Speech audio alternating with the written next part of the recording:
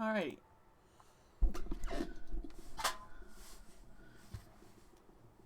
Ow. I stepped on my backward and it hurts. Yay. Okay, so...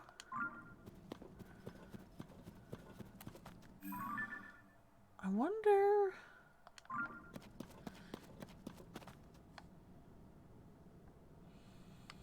if we just try maybe going for these X's and see if we can find the rest of the miner's outfit.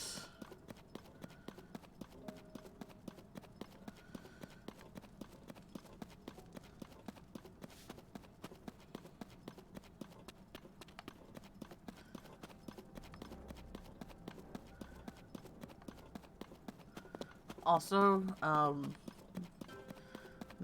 know no one's here yet, but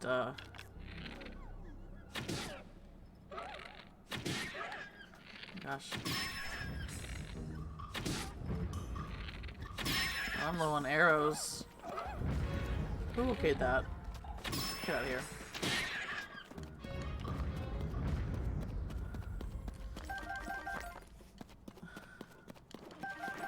Jesus.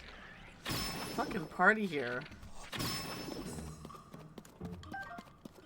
Fucking party here.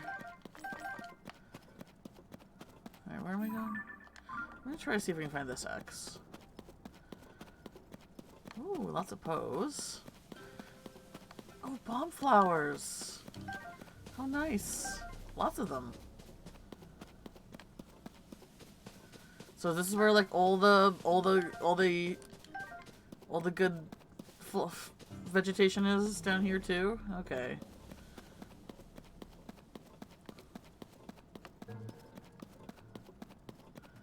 Oh. Spooky.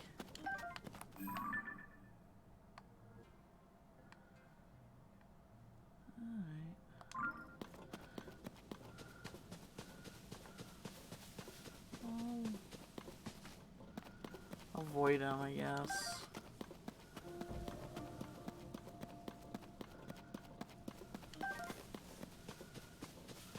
I'm not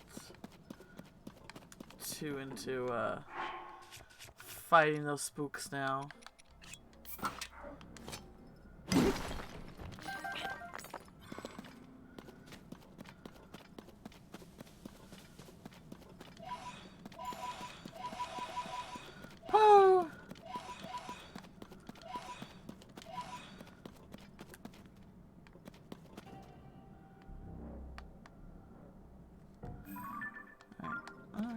Direction.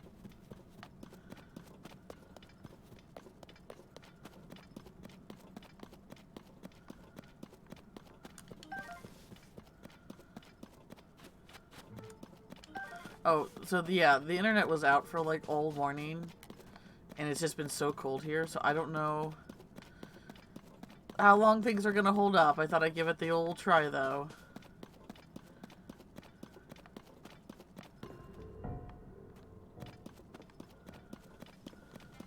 Dang, fucking bomb flowers everywhere.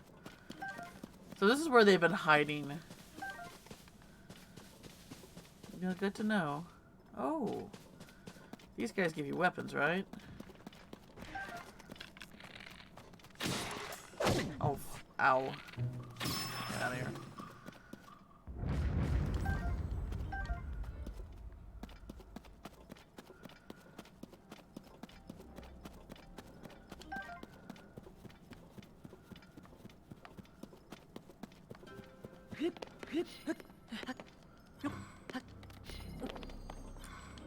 Thank you. Oh, did they give you... Oh, so they give you weapons that are... Oh, okay.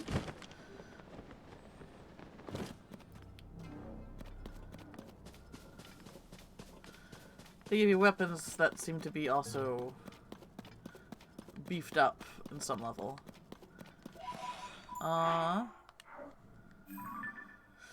Let's see here.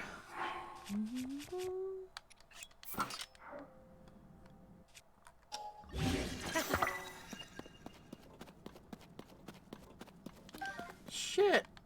This really is where all the bomb flowers are. I was like, where the fuck are they, man? They're right fucking here.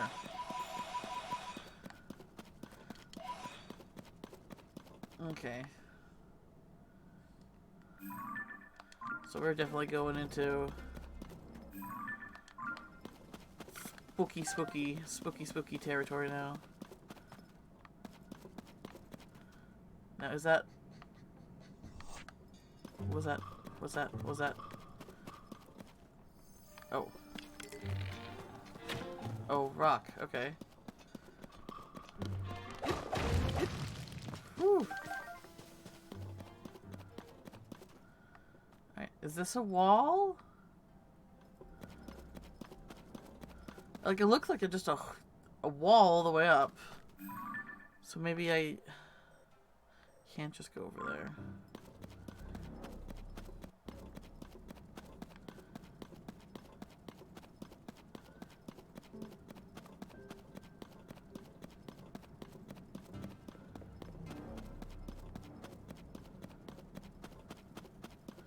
Gotta avoid all this new splooge. We had to deal with pink splooge in the first game, but now we got red splooge. You should probably see a doctor if your splooge is red tinted. You know, probably should see a doctor.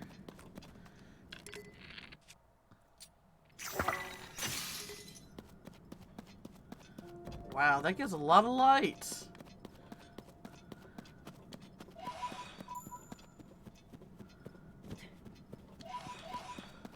That's really cool. I think that's awesome. I guess we're going down.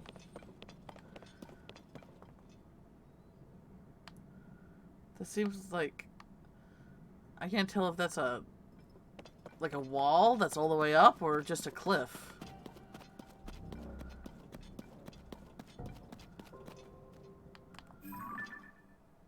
Okay.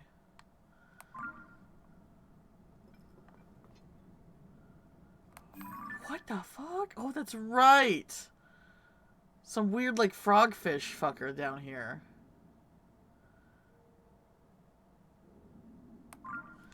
Did I ever fight one of those? I don't think. I might have been too chicken shit. Yeah, frogs. That's legit a frogfish.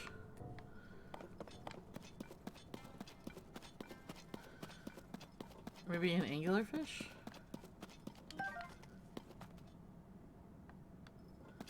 Alright, well.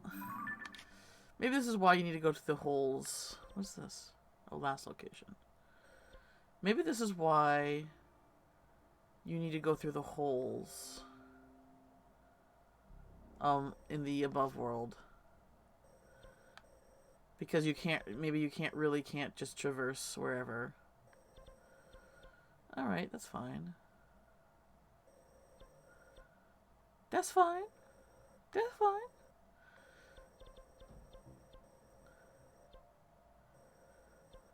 Alright, well, let me see here. Let's visit some stables and get more arrows.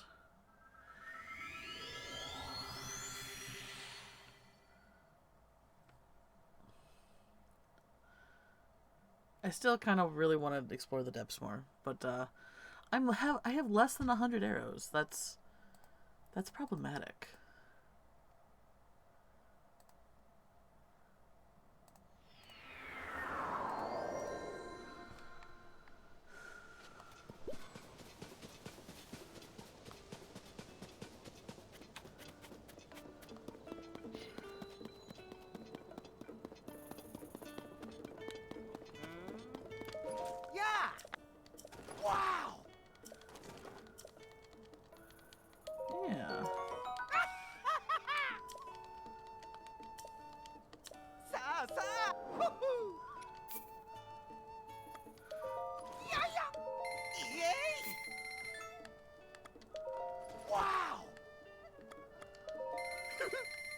I'll take all the rice too.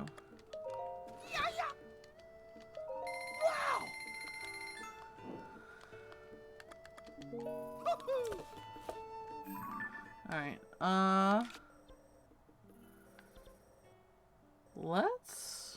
maybe we should fill out the map too. I only have 4 areas left though for maps. Dang, man.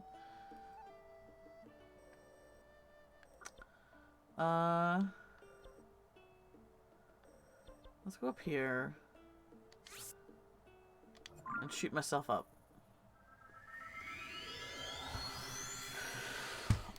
Oh, my back hurts. That's not good. That's not good. That's not groovy. Oh, it's so cold too. Where's my heating pad? This is it. I'm breaking out the heating pad. Come over here, you.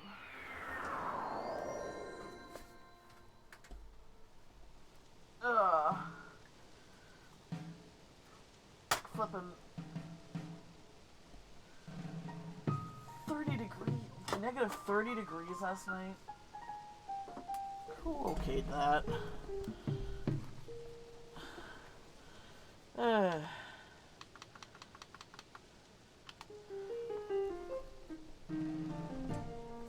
Oof. There we go.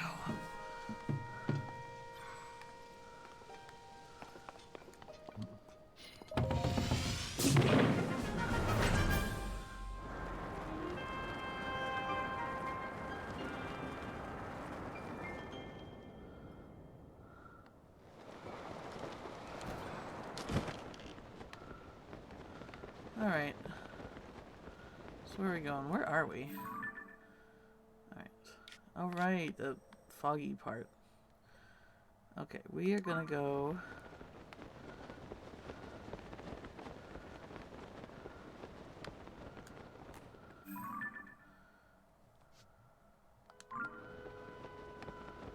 Okay, so there's the mountains.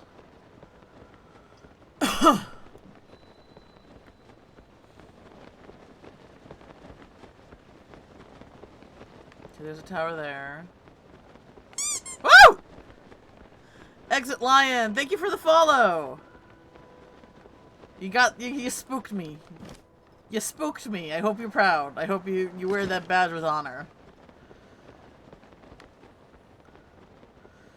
Maybe I should be the one to make my alerts not so, you know, intrusive to the ears. But, man, it's cute. It's a squeak for a squeak bee.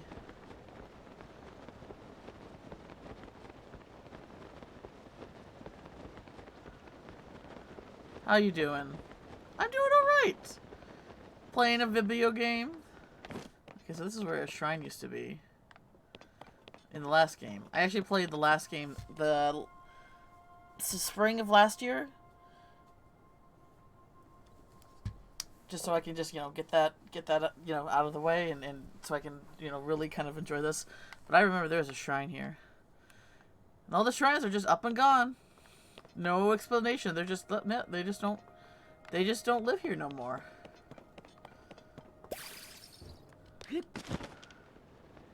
I'm trying not to die. Oh, okay. Yeah, you prioritize that.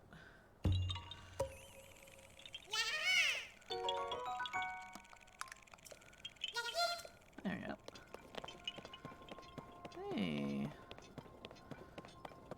Oh, they give you a steering stick? I guess I gotta make something here, huh? What is that? Well, I mean, it's a shrine, but... Oh, it's already marked. Already marked on the map.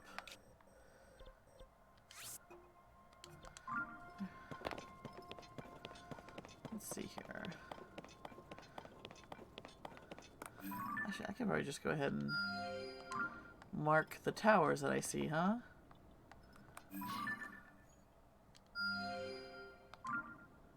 I think mums are overgrown bokoblins. I mean, I think that's the general gist of them. You kind of just have a... That's a rock. You have kind of like a tier thing going on with them.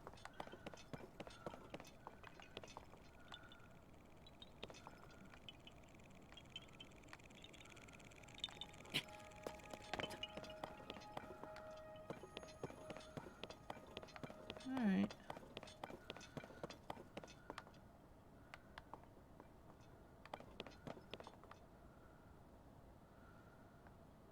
I guess we'll just head to the tower then. That's Zora's domain, right?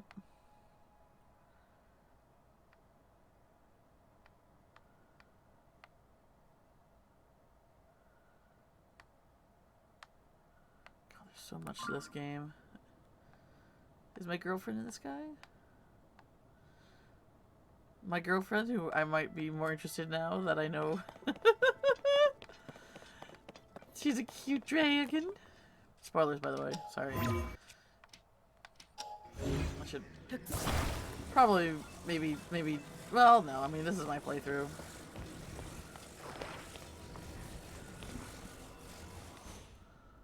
Oops, oops.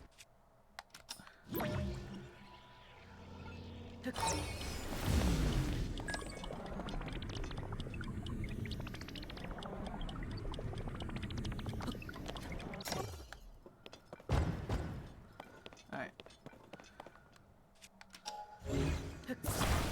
Let's see here.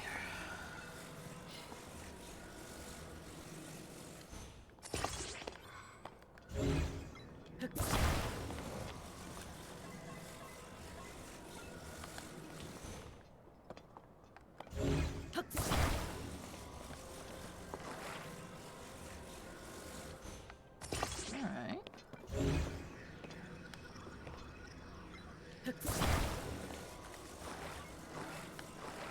And if they're gonna give me a steering stick, I should make something. I should utilize the gift.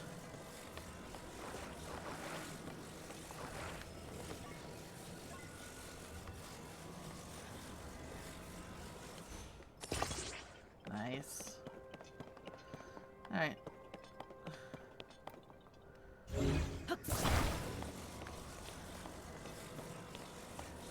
Where am I gonna put this though? Just right here and we'll just try to steer it?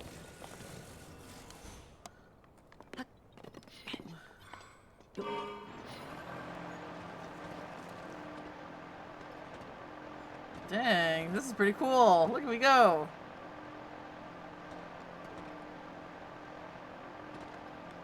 I still just got one battery left.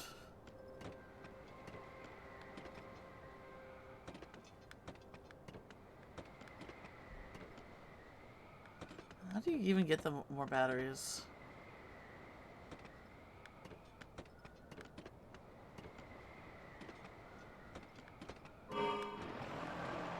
I like this. Look at me go. I can just... this is cool. This is cool. I like this.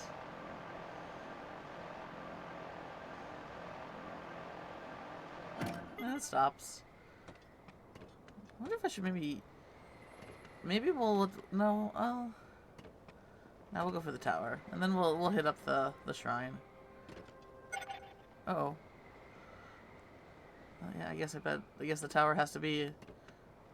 What is that? Is that moving down there?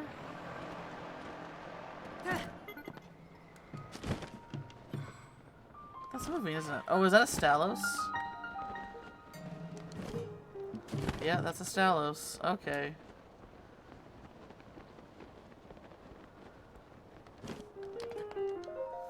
Is that you? Hey, is that you? You're out and about late tonight. My apologies. It looks like we'll have a small problem over here. Oh, his name's Bilson because he has got a bird bill. I love it. Oh. I heard that beak? Are bills just applied to ducks, or is that just kind of like... Maybe, I don't know. I heard the terminal at the Skyview Tower needs a bird, but I can fix it, but... The door won't open. I have no clue why. The door isn't locked, but it won't budge, no matter how I push it. Of course, there's a sliding door. I mean, that's what I meant, obviously. Nearby caves. Alright. Oh. Yeah, there's a blue pool right there.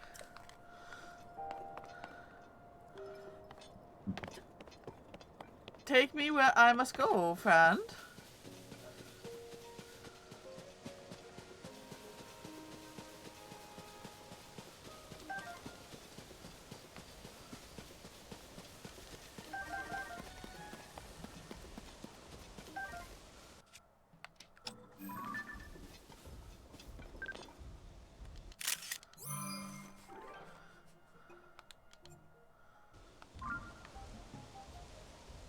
What is that? Oh, it's the fish. And there's Sonia's grave. I think there's still quite a few memories left.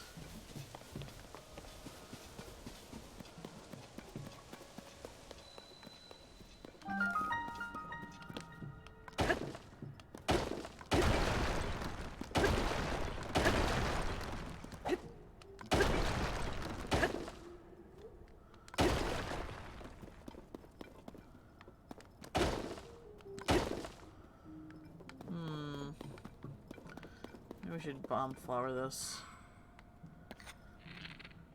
Oh, you are? How is that? I have that on my wish list, but I haven't had a chance to play in any of the Hyrule Warriors games yet. They look fun though.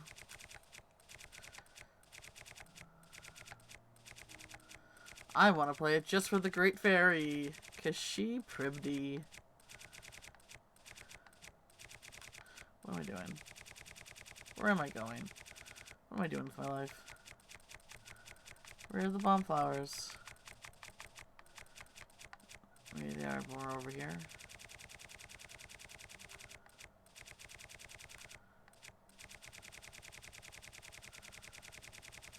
There you are.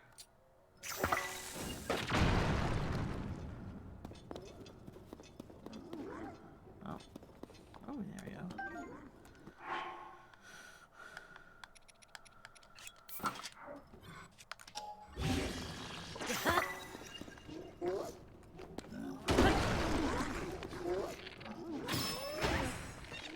Wait, you're a new one. You're a new one.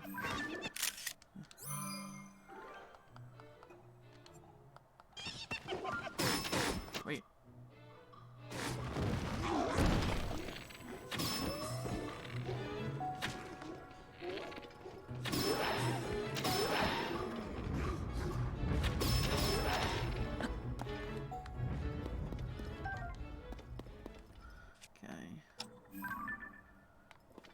Should be...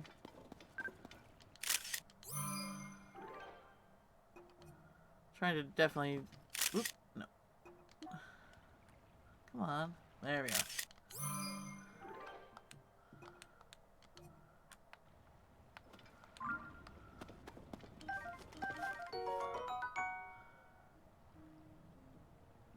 Without spoiling how do everything it is good. Okay.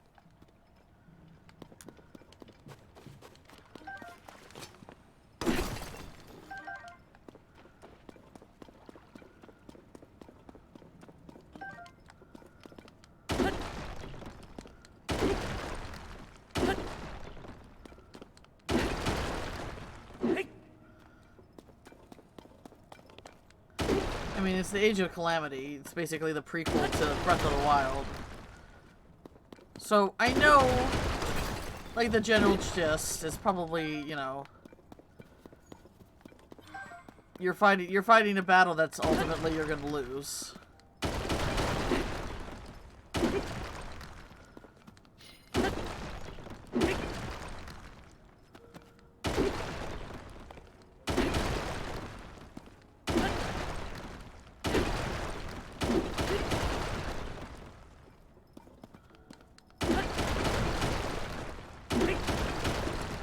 Totk, how's it going?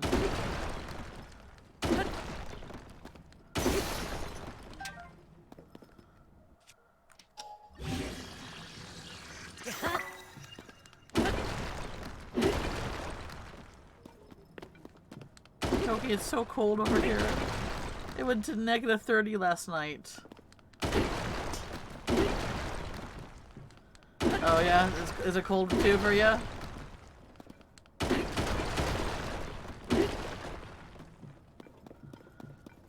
Who okayed this? It was like, yeah, let's make things, you know, dick freezing off levels, huh? Oh yeah, it was -30. Jess has because Jess is like the ultimate mom friend, one of my ultimate mom friends. She has me saved on her my location saved on her phone, and she said that it actually hit -35 the night before, and I'm like, what? It was that cold? Man.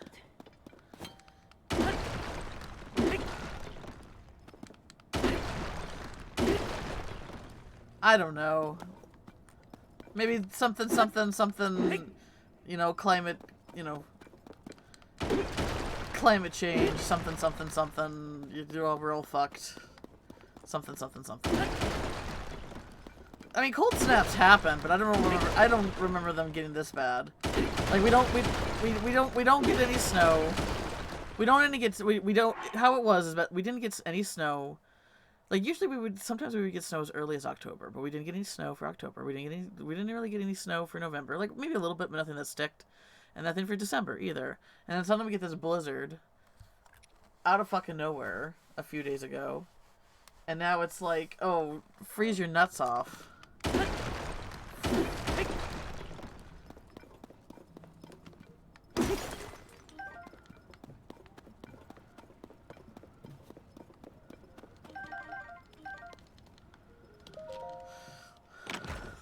Like, this is not usual weather.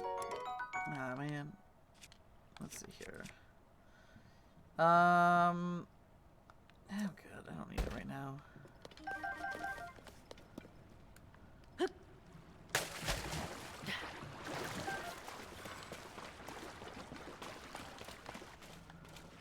We're -1 to 3, but our wind chill feels like -20. Oh, ouch.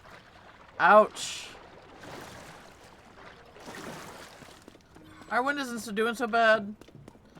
I mean, obviously, when the storm hit us, you know, it was not great.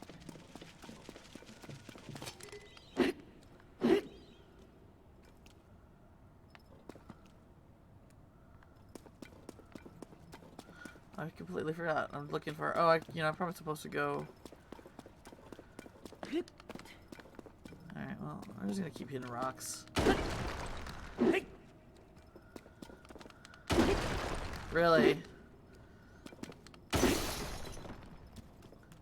Because your location, you know, where I'm at, we're like at least covered with, you know, mountains in a valley. But you guys are just, you know, not giving your place away or anything like that. You guys got nothing. So, you know, it's really easy to get an ass blast to the face.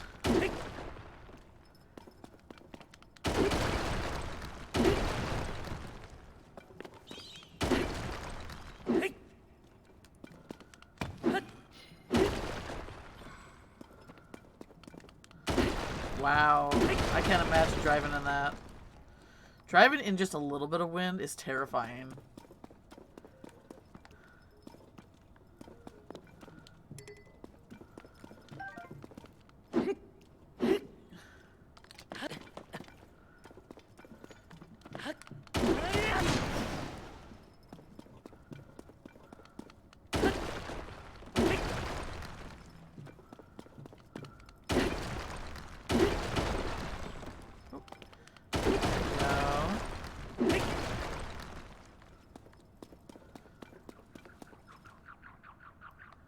This seems like something. Hello.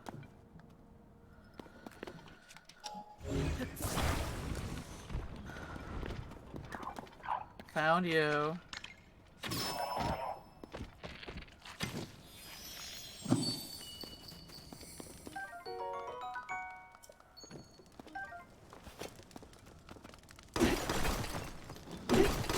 Is that diamond? Fuck yeah.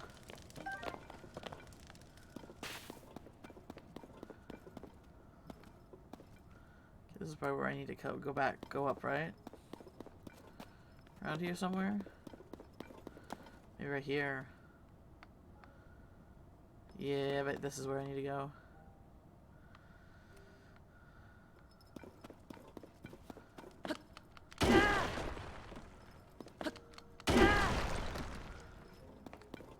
Ooh. I mean, I love the feeling of snowfall, but I know that's not something you're too excited for, probably.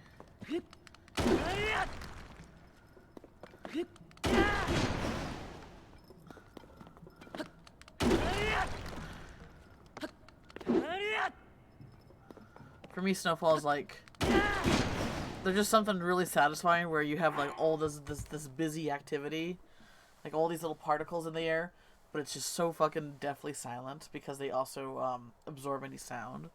Like that gives me good feels.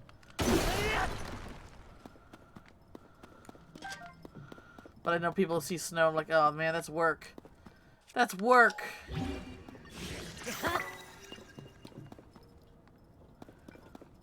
The wind makes it awful. I'm sure. It's not like it's your it's the weekend, but it's not your actual weekend. Or your husband's weekend.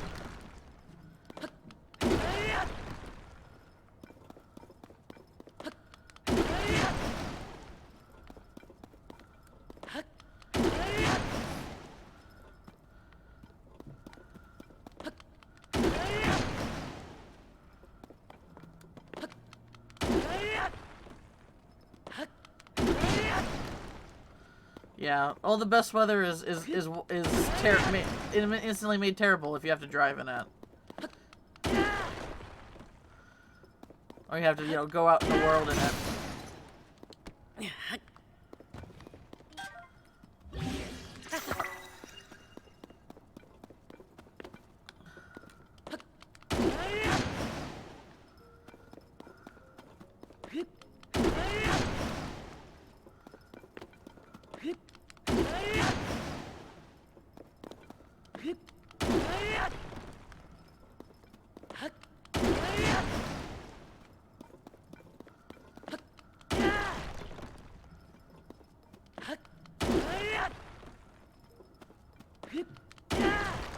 I should probably stop doing this and just,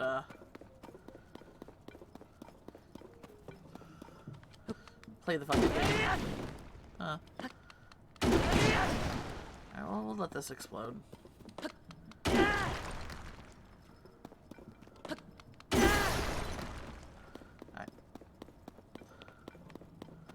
Is there anything else?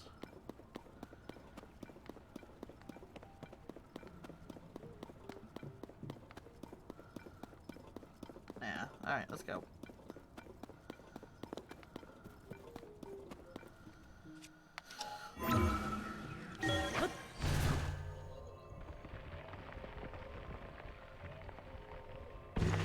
Yep, there you go.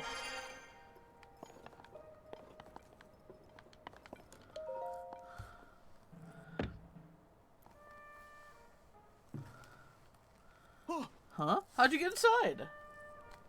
So I can't open it.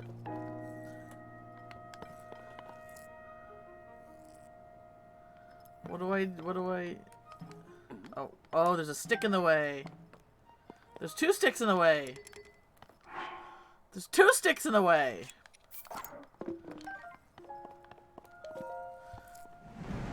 Oh, it opened. Where did you manage to fix it? It was a sticky situation. Ah! Ah! Ah! Ah!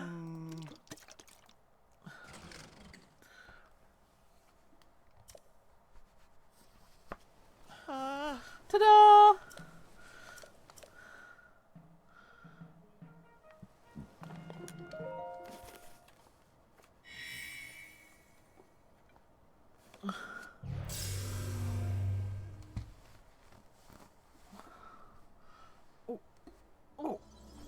Oh man, I slept not great. My back hurts. Ow. Owie. Owie.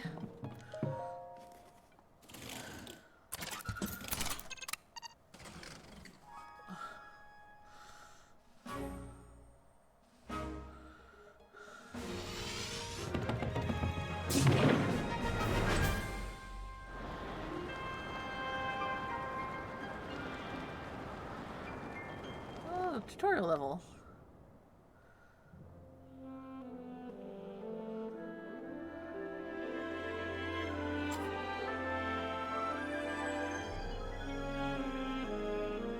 Look at those little baubles on the miner suit.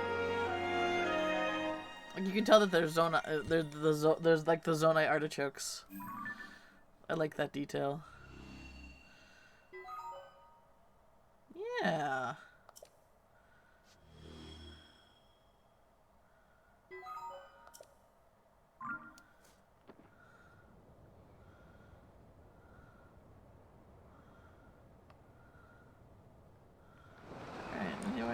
can do around here?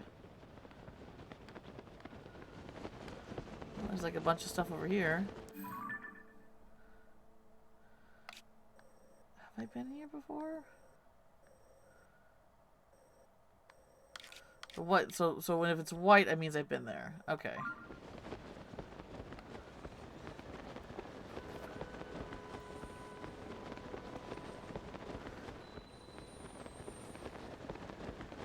Oh, look at the birds. Oh, that's so cool.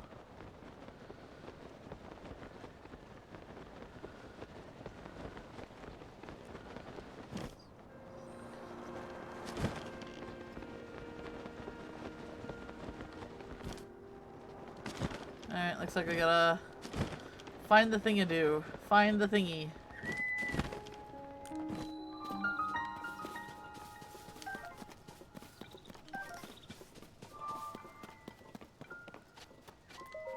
Find the rock!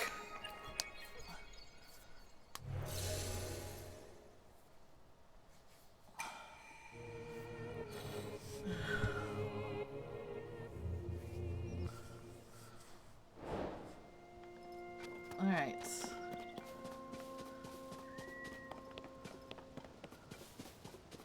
All the way over there. What's up with this? Oh, look at this. Look at this. Guess I was kind of hoping. Oh.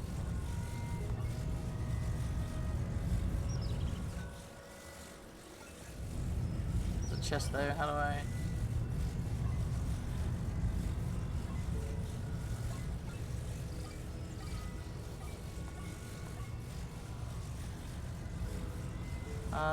How do I do this? How do I get the chest?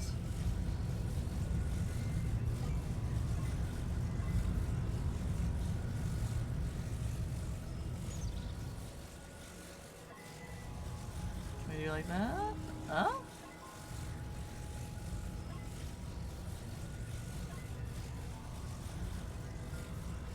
Does this work? Boy, now I just need to get over it. Where's my bird bat? There you are.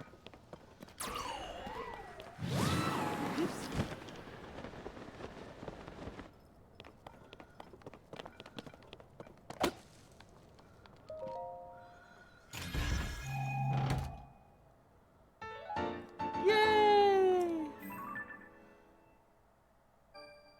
Oh boy, all the way over there. Alright. Alright. Bird, come back. Where are you, Burb? Burb! There you are.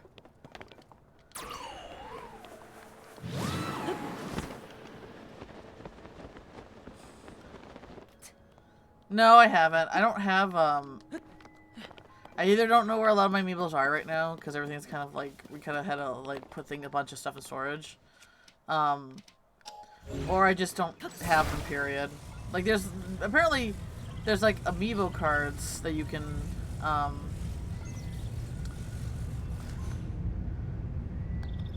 buy that takes the place of the actual amiibo. And you can get them for pretty cheap. And I might look into that.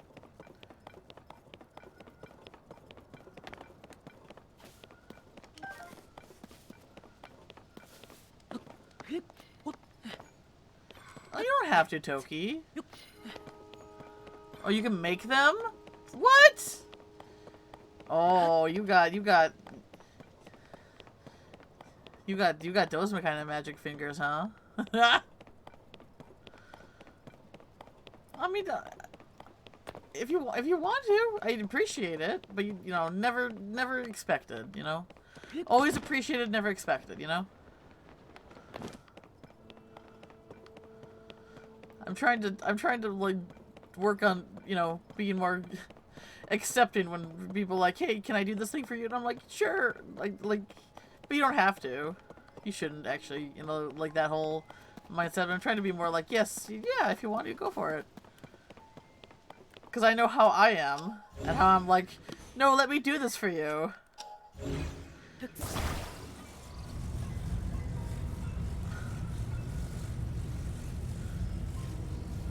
I see. This work? Like a little bridge?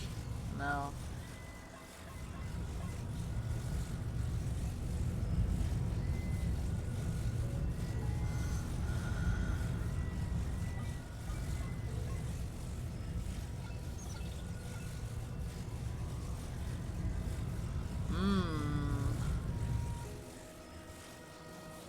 Oh yeah.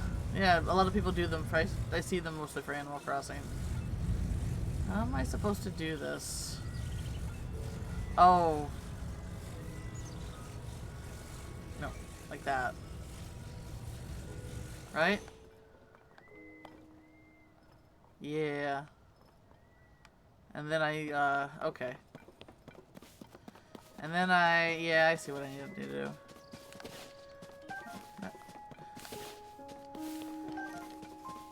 I was lucky enough to get when I started to do island hunting for characters. I got Raymond on my second try. And I remember Jess wanted Raymond, and she spent like a few hours trying to get him, and he just never came. Like, I really lucked out in that one instance.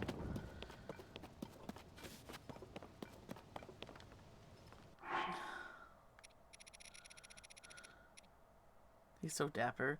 He's a nerd. We love a good nerd, right? Sherb was the other one that I really wanted. Hey Dave, how's it going?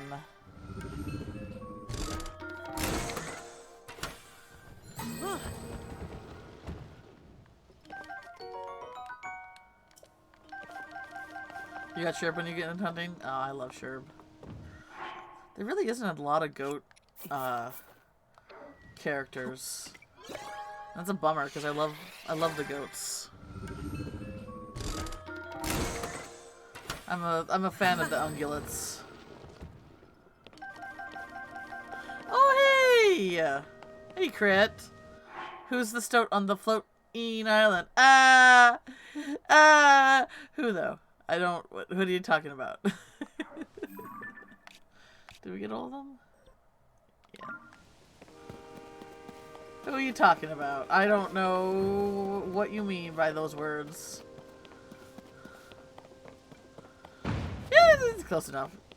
Clay is my boy, though. Oh, yeah! He named me Burrito and calls himself Burrito Trainer. Aww. That's like, can you be my father? That's like, that's so like, be my dad, please.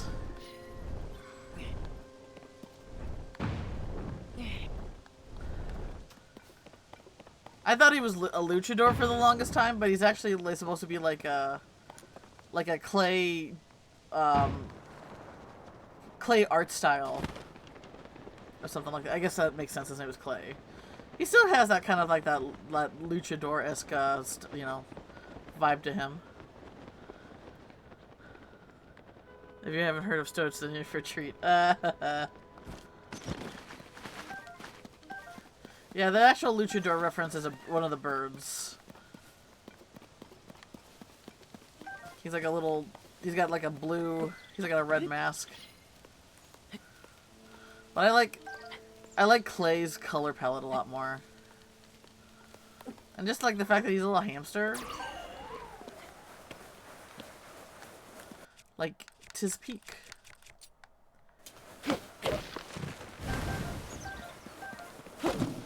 What have I been up to? Well, I was trying to explore the depths.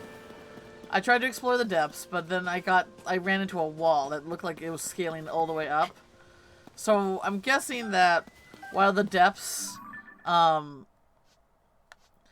the biggest the land is Hyrule, that's for sure. But the thing is, it looks like you can't just like go everywhere on foot, or at least you're not supposed to. Like, you are supposed to find the other holes that are on the surface, and then you know, yeet yourself down them to get to new locations.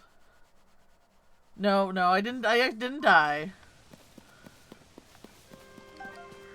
I just was you know, really trying to avoid dying, that I didn't really, you know, do much. Alright. Look, this is the This is like one of those rotating puzzles, Crit, and I actually did it. I actually rotated like I was supposed to. Look at me go. Look at me do the thing that I was supposed to do.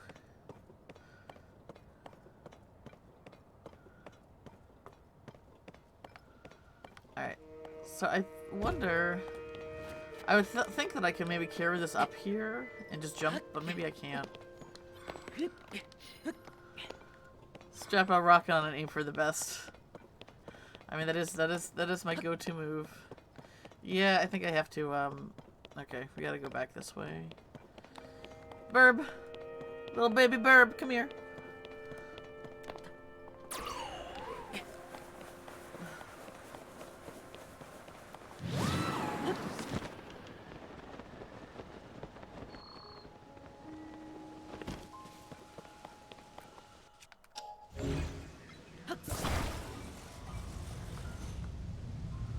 Look at that. That's like the legit way how you're supposed to solve it, isn't it? Look at that. Look at me. Look at me figuring things out with my brain. No cheese for this cracker. Even though I do love cheese. I really do love cheese. You made the developer happy. Wallace will be upset. Aww.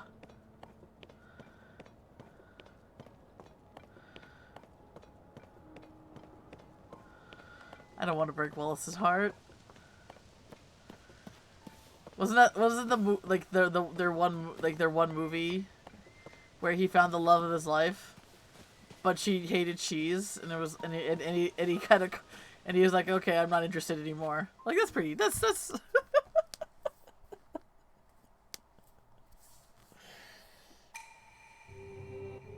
I think that's one of the episodes. I think that's Curse of the Rare Rabbit. It's been a long time since I've seen that. But, I think that is actually what happened. Maybe, I could be wrong. It's been a long time since I've seen Wallace and Gromit. I remember reading not too long ago that the, voice of Wallace passed away not too long ago. Or passed away. Which is sad.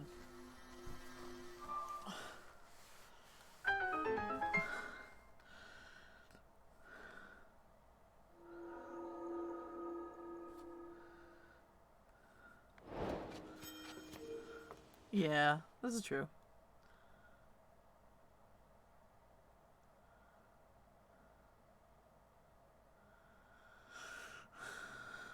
Yay! We get a blessing from Raru.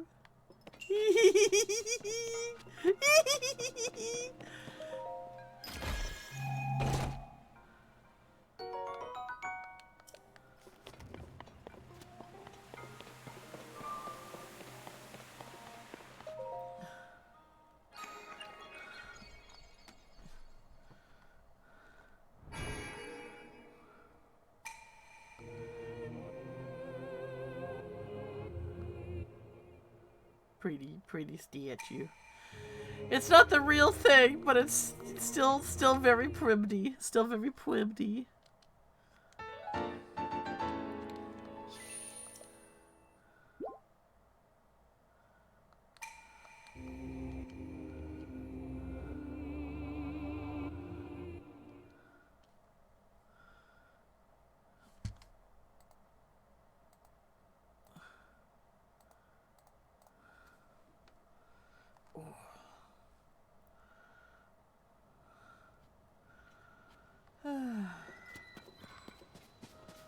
Alright.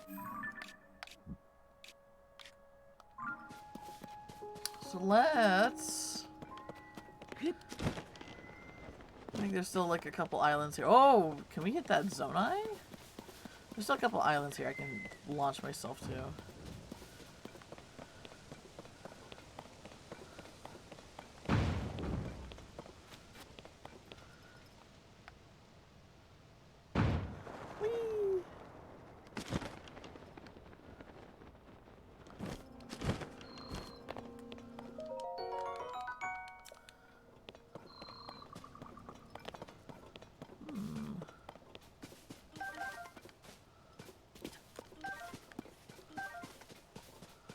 Gotta get all the things. Oh, there's a lot here. A lot here.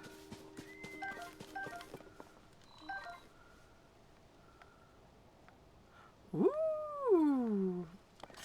I see that. I see that.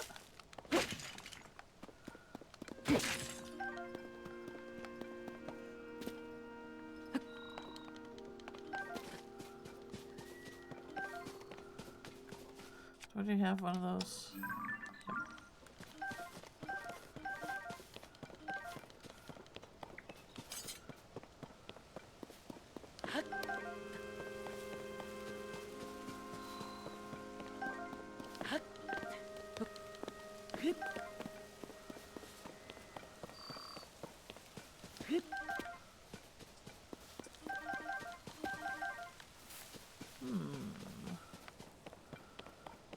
Pretty nice island.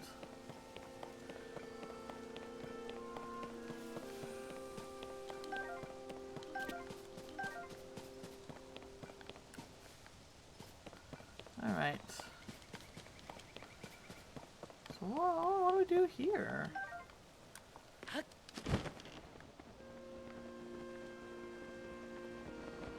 Looks like we make a bridge.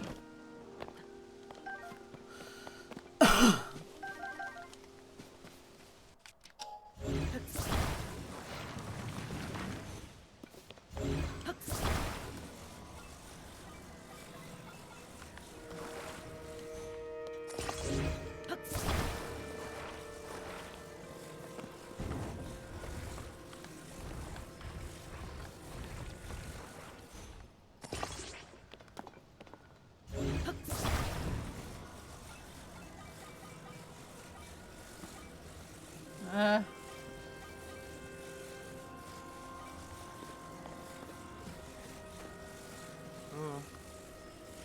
And it works. Very haphazardly, though. Alright, I'll check it out. I will check it out.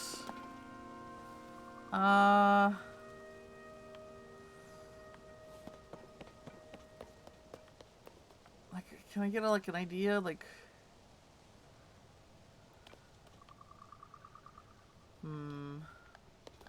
I think what I want to do.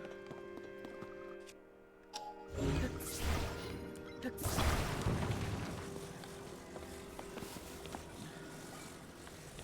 like maybe like pat it out a little bit.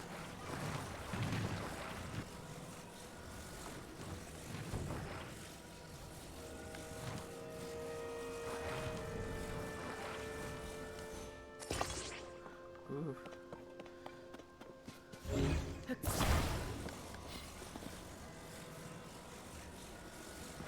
Stabilize this a little bit.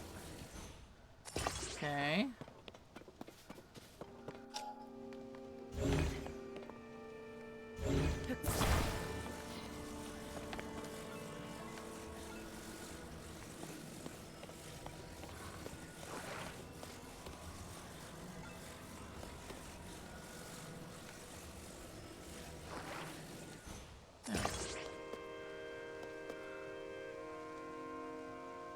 Oh yeah, that's a good point. That's a good point. Alright.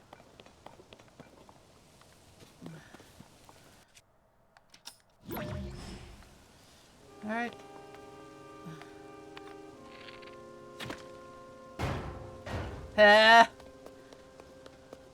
I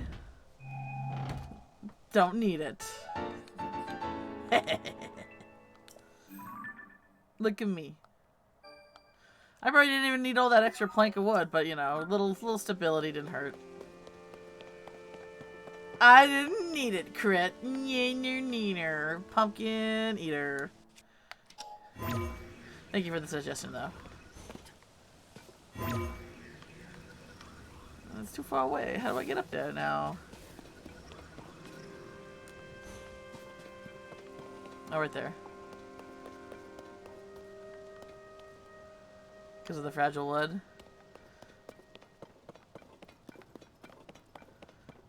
Well, too bad, so sad. Wait, how do I...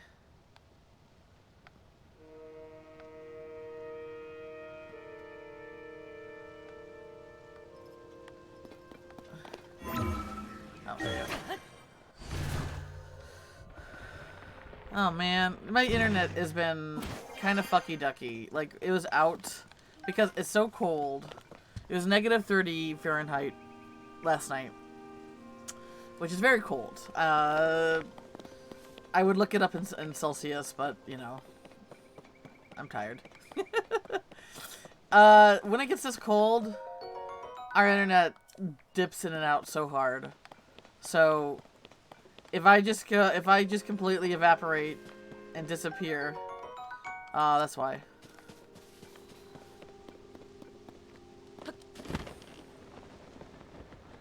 It's just, oh, it was mocking. Well, I don't know. Like I sometimes it does that, and I feel like it does that because the internet is like does skip a little bit.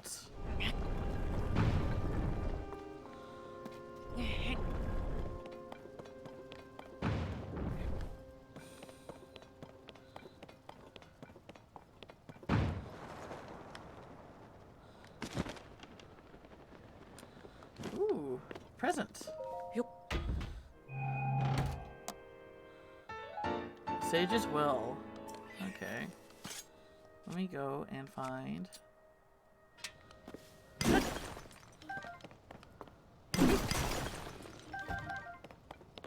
Yeah, Luna Stones just aren't... Like, I noticed that they are a lot more rarer in this game than the last one. Because I feel like...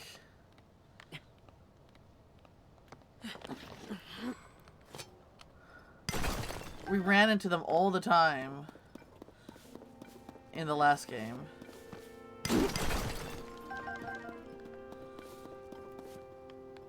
Alright. Was there anything else? I think there was an island down here. Right there.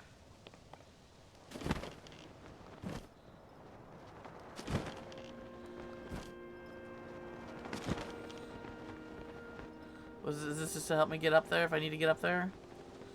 Joke's on them!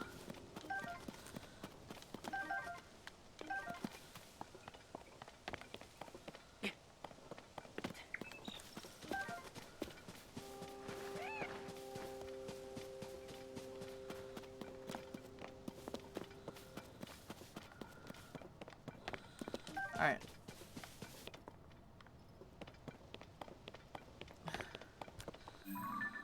So, there's the tower. I think I saw a shrine. Oh, right there. Right underneath me.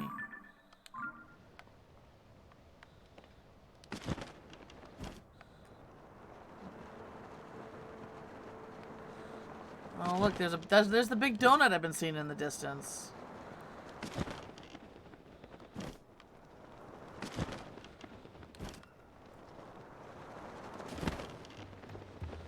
Was this Kakariko? Oh, look at that.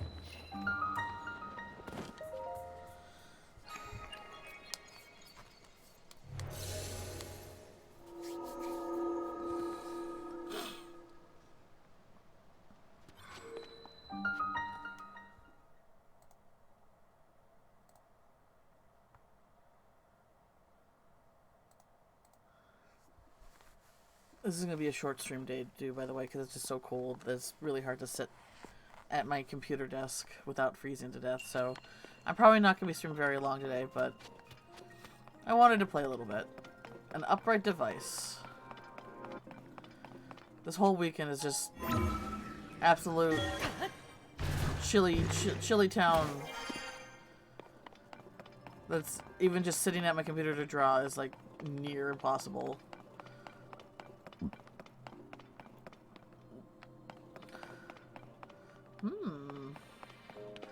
What are these? Oh, are these like oh, these are like okay. These are like those little inflatable thingies, right? Yeah! Yeah, that's cool. I like that.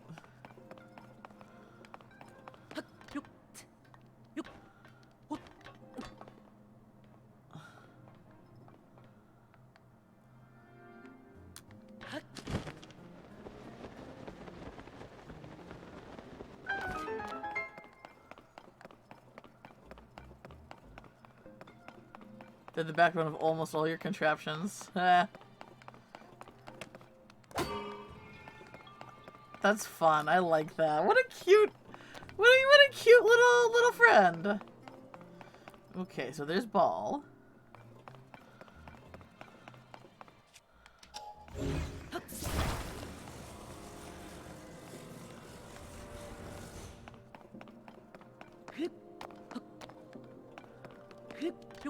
They can make any terrible vehicle stand upright. That's funny. Oh, I see what they want me to do. I see what they want me to do. I see.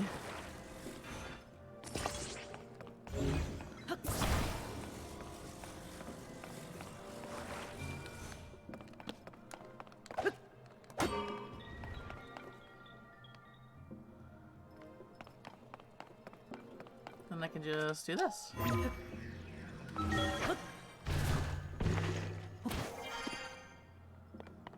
I was literally circling the toilet. It's literally circling the toilet. Are you going in now? Oh, come on, man. Almost there.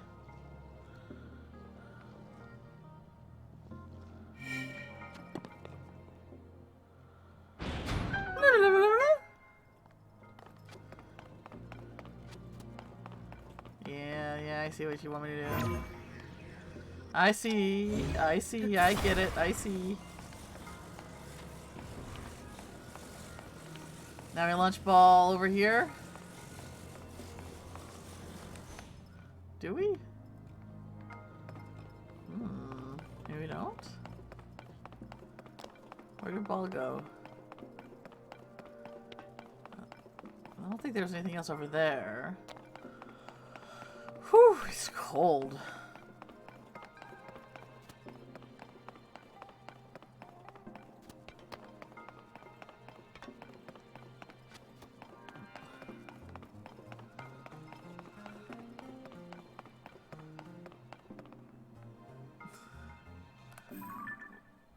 Like that's the end goal. That's where I need to get my person, my body to. But then how? Oh, I launched myself. I'm an idiot. I'm an idiot. I'm dumb. I'm a dumb idiot. I'm a dumb idiot.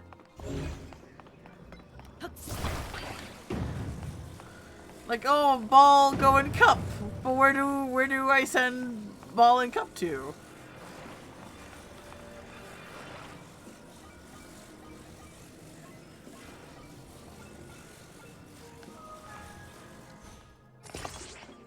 Oh boy, okay.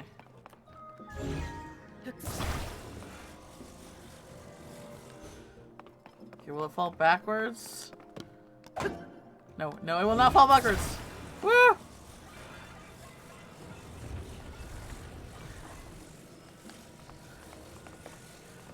I just wanna...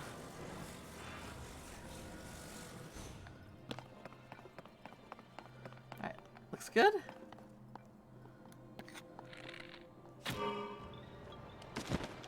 Wow, no, that wasn't it. That wasn't it! Guess it's time to get out the winter fluff. I guess so. It's probably time to do that. Okay, so that wasn't...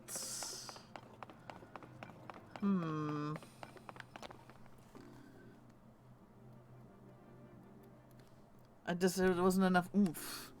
How do I give it more oomph?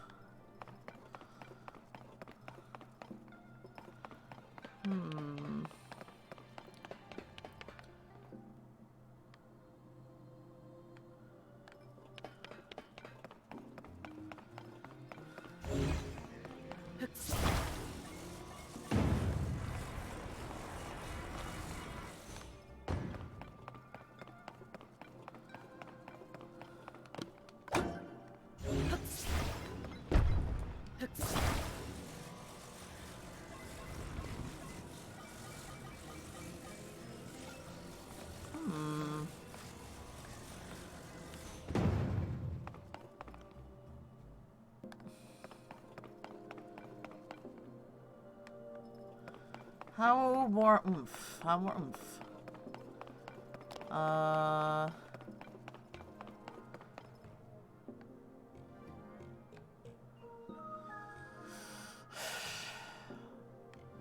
don't think I should need...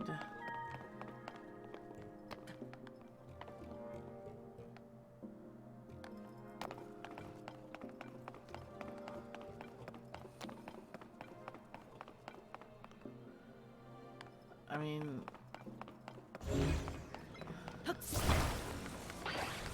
Okay, so I can't get rid of cup. Do I need...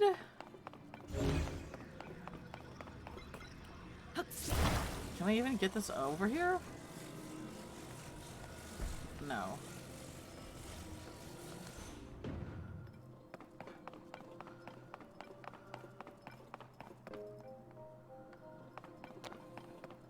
Oh, do I... Okay. Maybe do I, attach this to this? Will that give me more oomph?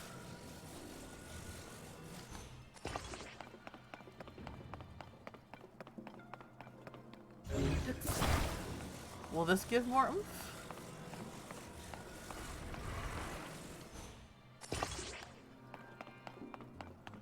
I don't know, but I guess it's worth a shot.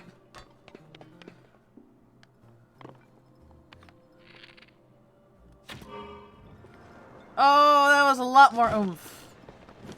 That was a lot more oomph. Yay! I went zoomies exactly, yes.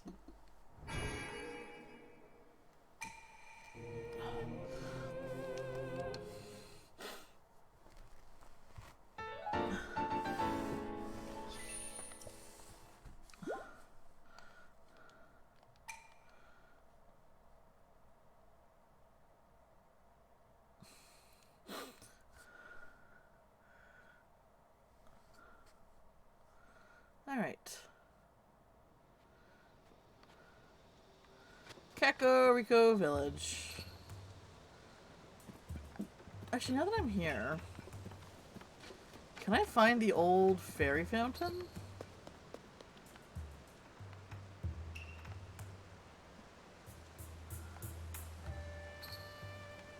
If I remember right.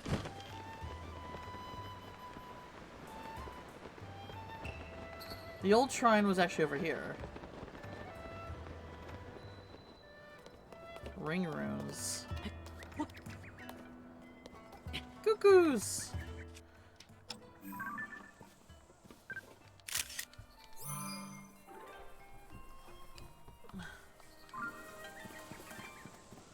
Yeah, the original shrine was around here.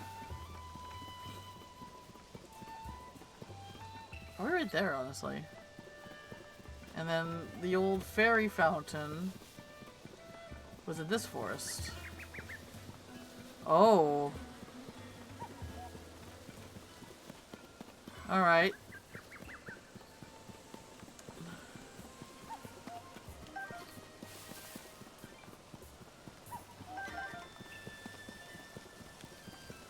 Okay, I remember that. That was where shrine was. Yeah, I think the old fairy fountain was like right here. Oh man, that's a big old poopy butthole. And we got a little friend over here.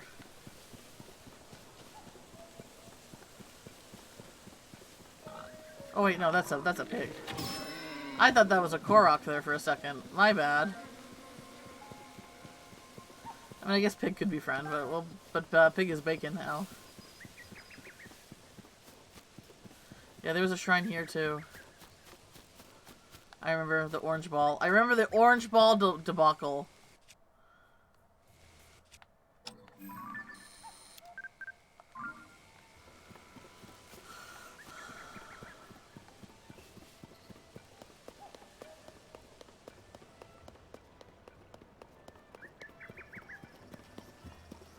Squirrel.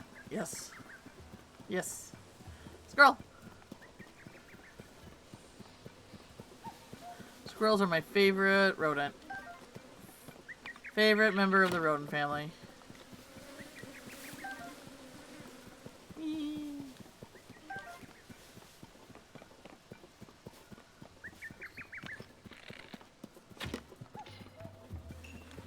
Ow.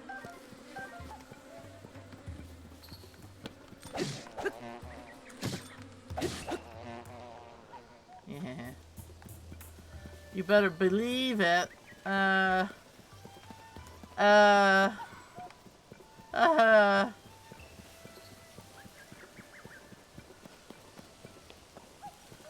Vulpine? Fox? Arctic foxes. I do love Fennecs and Arctic foxes. Arctic foxes just win a little bit more for me because I just like Arctic and polar animals in general. Like, what's my favorite big cat? Snow leopards. What's my favorite bear? Polar bear. What's my favorite owl? Snowy owl. Like, something about just white animals. You know, just like what's my, like what do I love about weasels so much? Well, I love stoats when they change all white. Arctic hares are so cute. They got the weirdest fucking bodies though. They got these big old puffy bodies and then these long spindly legs. Ah, so cute. And then ptarmigans. Ah, I love ptarmigans. Fucking like perfect round bun, white bun birds. Oh, they're so cute. There's just something about old white animals that just strike a good good vibes in my brain.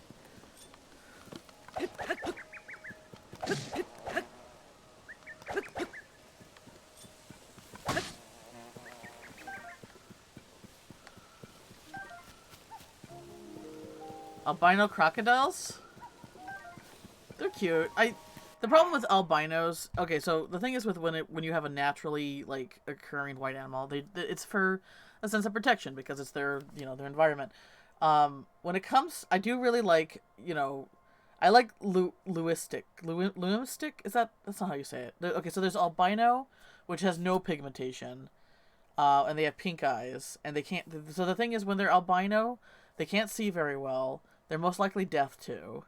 And they have, they're lacking melanin completely in their body.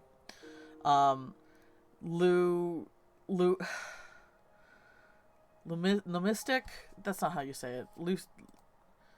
That's not how you. That's not the word for it. There's melanistic, which is dark, and then hang on, I gotta look it up. Otherwise, I'm gonna white animals.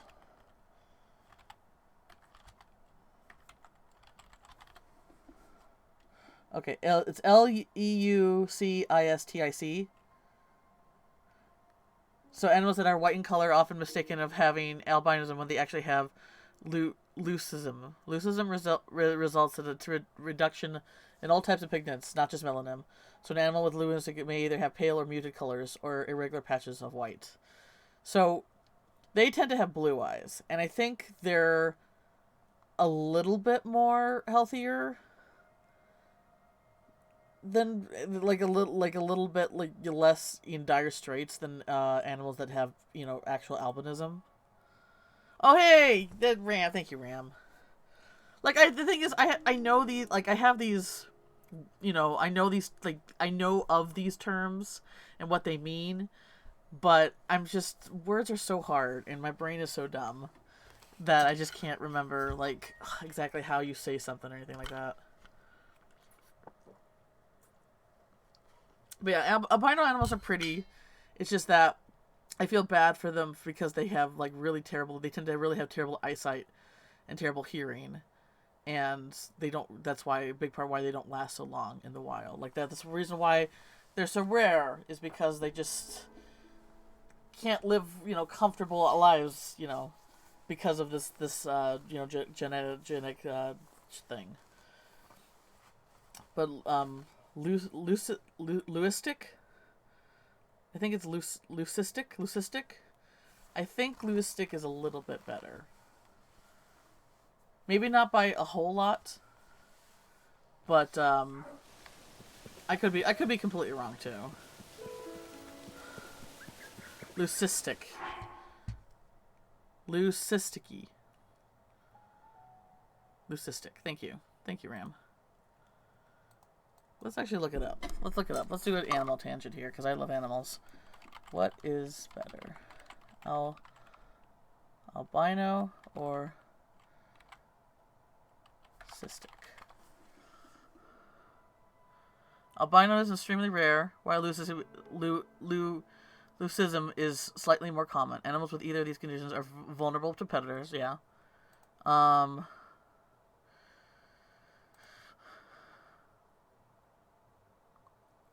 Okay, so leucistic does have actually the same issues that albinism does.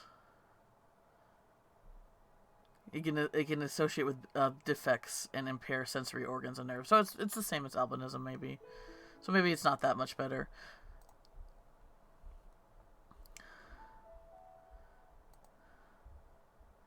Unless they live in the snow. Well, this is true. Still, though, that's just their white coloring. Like, if they're not gonna be able to... It's not gonna do them much good if they can't hear or,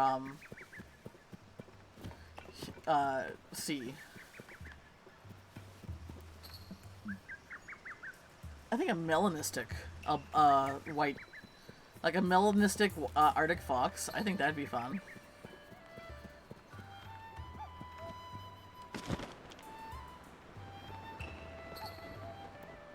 Alright, Kakariko Village. So with Impa gone... Oh, see, we can't put apples down anymore. Ah, there's Lady Palia. Good grief, it's Lady Palia's duty to take care of the village. Oh! Is Papaya the new chief? But whenever I take my eyes off her, she elbow deep in some trivial new problem. Who? Is that really you? Link! Why, it's been some time. You gave me quite a shock. I didn't expect you to see you appear here in our village. Right here now, too, while our chief is... The chief? I suppose you haven't heard. The former chief, Lady Impa, retired. Now Lady Paya is the chief of Kakariko Village. Oh no, Paya! Paya! Uh-oh! Lady Paya is ignoring her responsibility. She won't listen to anything I say. All these ring runes have full attention. Even now she's under one of the ring runes with the Zonai survey team. That rune over there. Oh. I wonder, maybe seeing you would remind her about her responsibility as a chief. Would you do me a favor and stop by to see Lady Paya? Oh boy, little Papaya. Little Papaya. Look at her, ain't she cute? Yeah. The ring runes are the most intriguing runes I've researched, especially this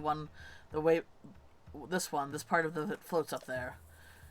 You had the foresight to focus all of these special runes and invite the survey team to take a look right away. Well, look at this guy. I like his look. Taro. He's cute. He's got a fun design. I'm impressed, Chief Paya. Oh no, I'm no chief. I just could refuse my predecessor, but she decided to pass the title to me rather suddenly. I'm really chief in name only, since I still have a great deal to. Oh, is that you, Master Link? Does she still have? Is she still jonesing for me? Oh, she's still jonesing for me. I'm so happy that I get to see you again, Paya. I'm overjoyed that both you and the Princess Zelda are safe, Master Link. What? Princess Zelda is still missing again?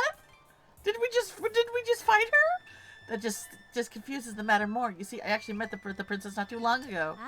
It was immediately after the upheaval. Princess Zelda came here to Kakariko Village. She ordered us to stay far away from the ring rune that floats above us, no matter what. I saw her myself, the princess, right before my eyes. She left as soon as she arrived. I wasn't able to ask her anything more about those unusual instructions.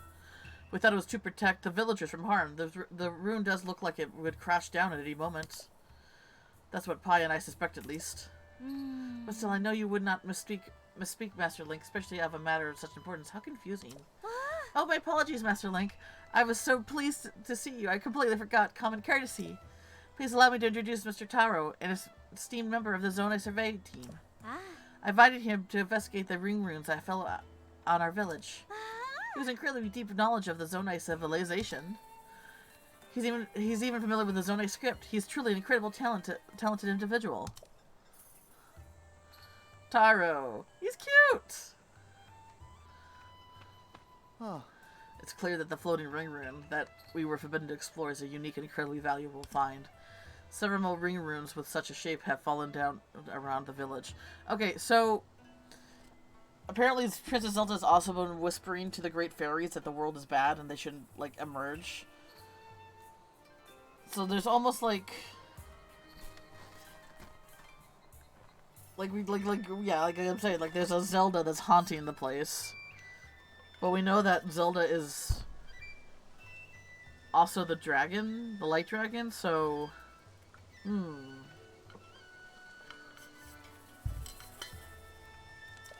don't know. Most of them broken apart in some way. What's fascinating is that the stone slab with writing has found at each site.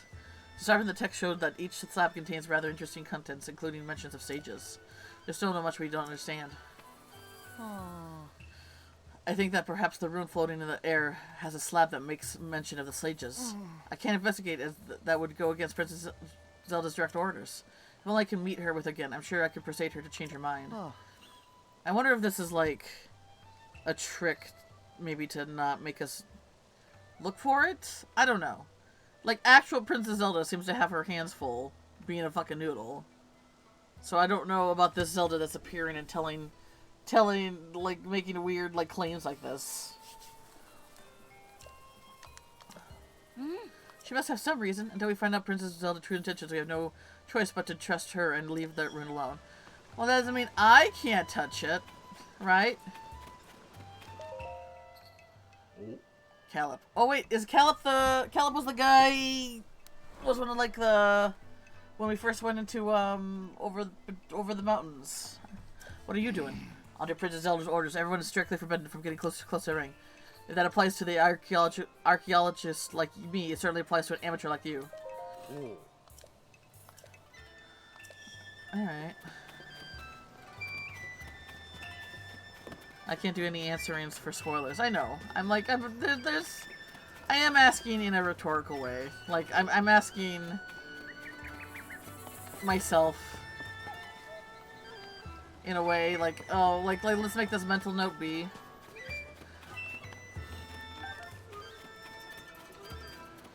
Hey, it's that lady whose plants we destroyed, and I felt absolutely terrible.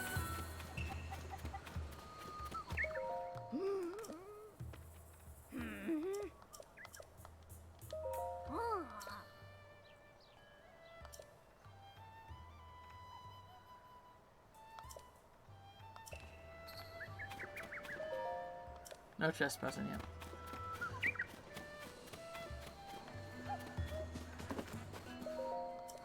Oh, but I just want to... Can't I just have them? I'm the protagonist. What to do at this rate? Grandmother's health isn't going to... Ugh, and Clary's so busy running the clothing shop. I'll just have to do it myself. I'll have to find a cure for my grandmother. What's wrong? Are you a traveler? I guess it doesn't really matter who you are, so long as you're willing to listen. You see, it's my grandmother. She got too close with that nasty gloom. Oh, okay. What do you need? Rice, fresh milk. I think, I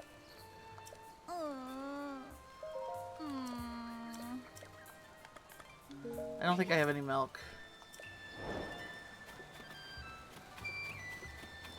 Hey! Hey, Lucky Bandit. How's it going? And who you calling a goober? It's completely accurate and correct, but still, who are you calling a goober?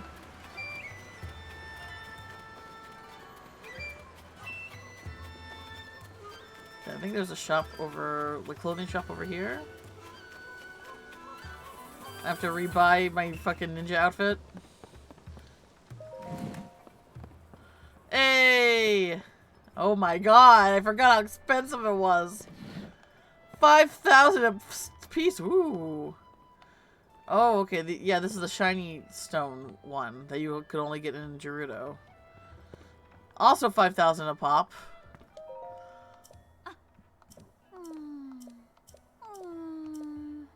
Oh, hike up the prices. As soon as I grant... Okay.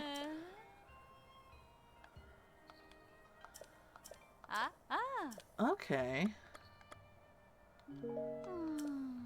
Alright. So if I help their grandma out, then they will lower the prices. Ah.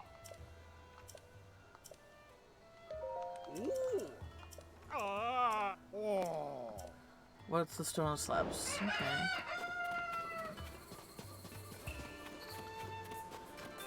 Ooh, what's this? Oh, I didn't mean to stand on it. I was just trying to get close enough to talk to you.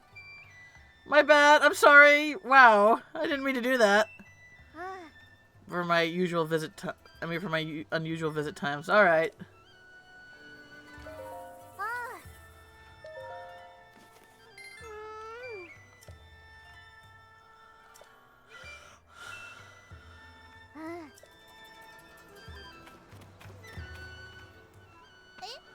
Wait, what? You almost walked out. Oh, okay. Sorry. Oh. Okay. I don't know what to do with this.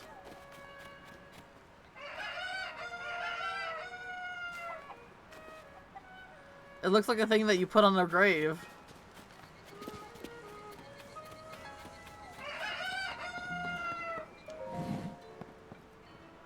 Oh, where's all the food? Hi. Hello, welcome. I'm sorry, old fellow who stocked this place are busy driving off monsters. Alright. Looks like I got a lot to do here.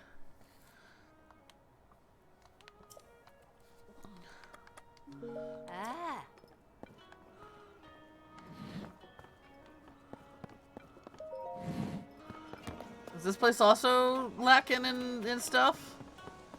This was the arrow shop, right? Yeah. Okay, it looks like they got arrows. Oh. And they are all wearing these garlands. I wonder what the up with that.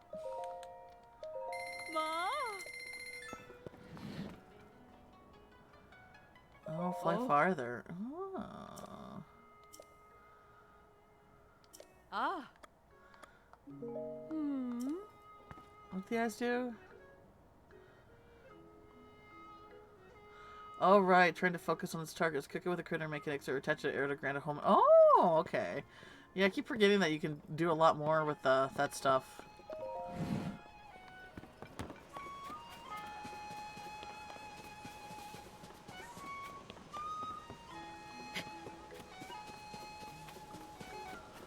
Alright. So let's see here.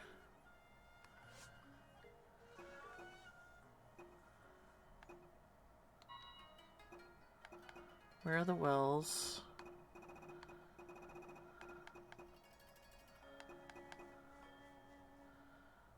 Side quests.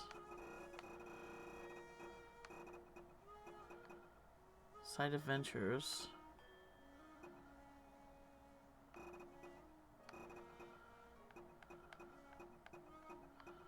Gloomboard and this porch that could take... Okay.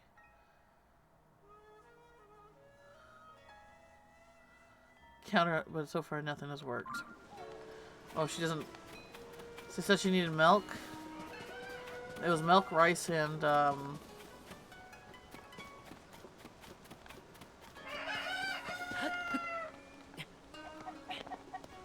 what was all of it that you needed? Milk, rice, and...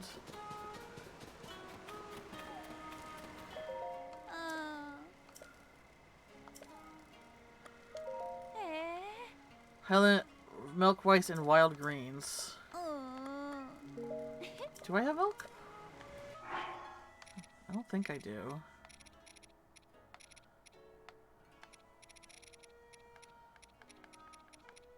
No. Or where can I get? I think I can get milk over here. Wait, was there? I didn't. Oh, okay.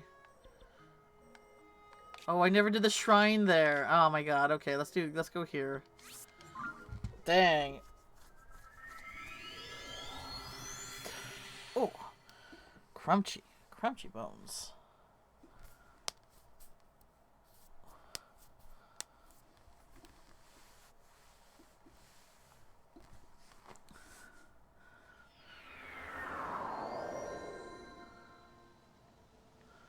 That's where I need to go, right? Oh, no. Okay.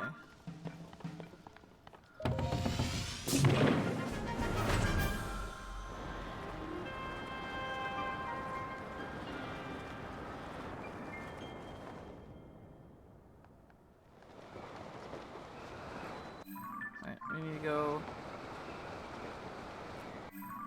We're going...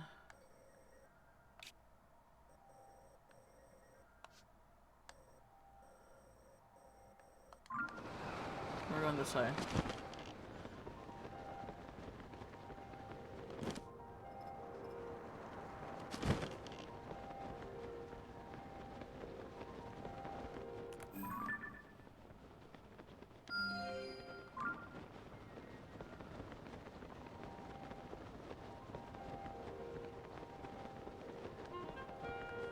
Did I visit that? I guess I did? No, I didn't. Okay, let's go. Let's just see it. Detours the game, huh?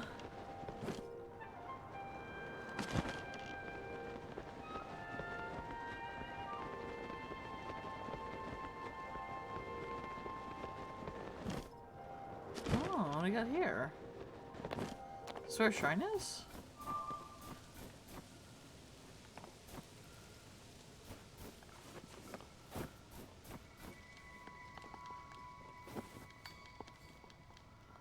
Can I not? There we go.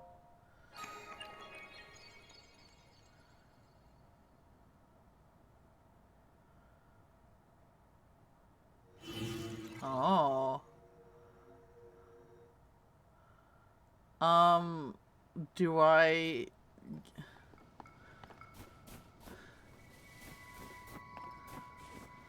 A shield sled. Oh, no. I think I know what it needs me to do. The good thing. The good thing. Oh, boy. I'm gonna save. I'm not good at this.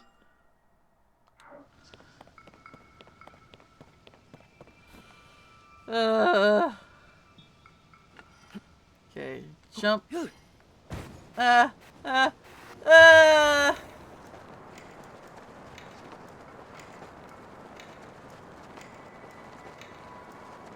Oh my god! Oh my god! Ah!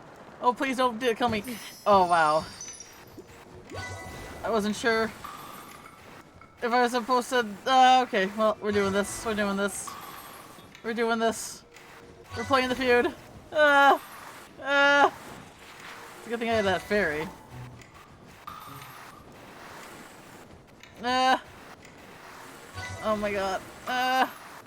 Ah! What, did I do it?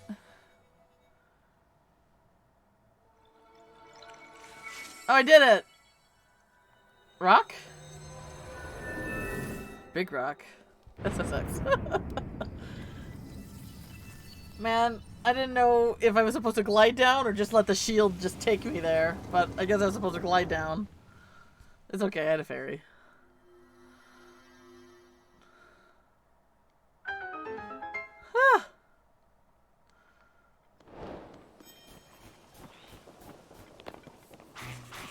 Nope. Oh, motherfucker. Get out of here, man. Did you just see what I had to do?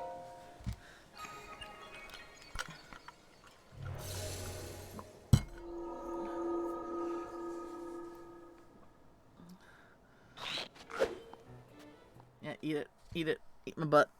Eat my entire butt. Whew!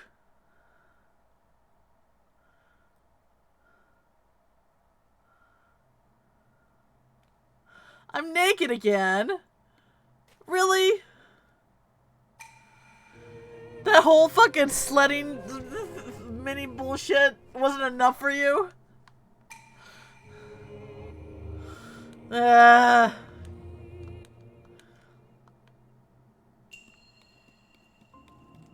least they give me stuff right away. Alrighty.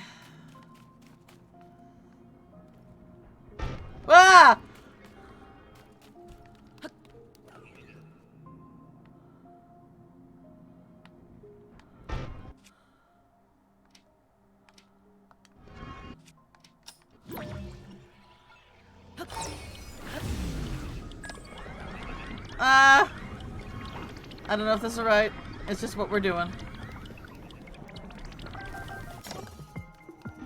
Oh god.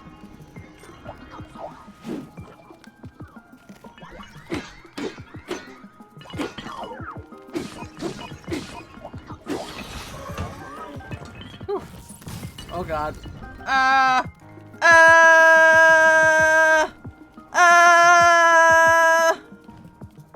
Okay, we're fine, we're fine, we're fine, we're fine, we're fine, we're fine. Oh fuck. He's coming right for me. Oh god. No. Ah! What? Oh god.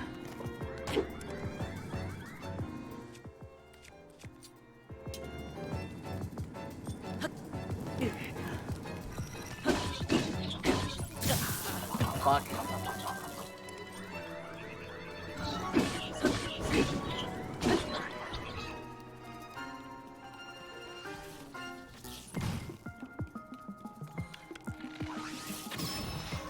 Whew.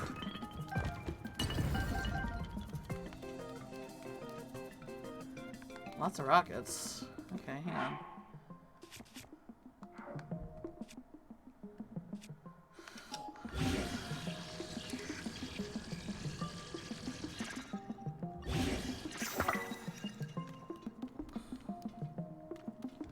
Do I have...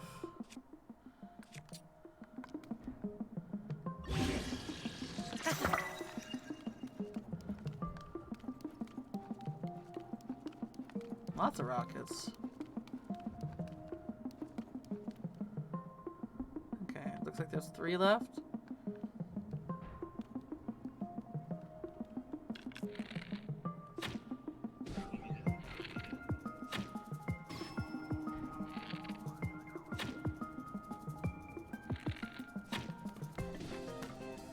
Okay.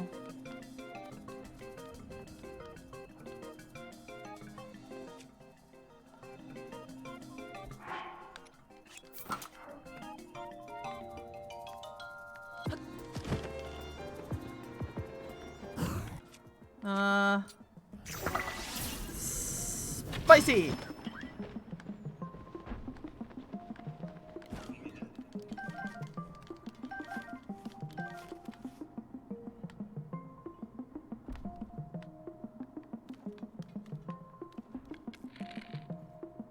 Oh, I don't have a lot of arrows left. Ow.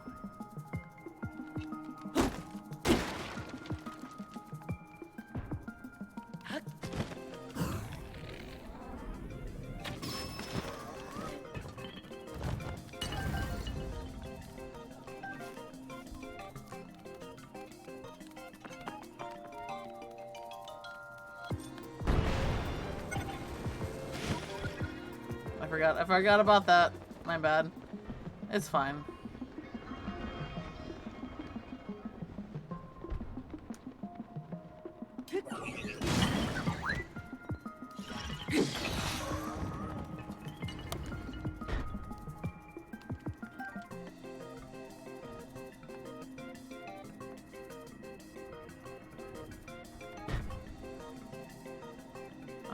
Rockets are in there. Anything else in there?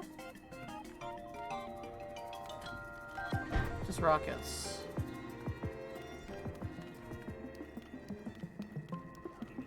Oh boy.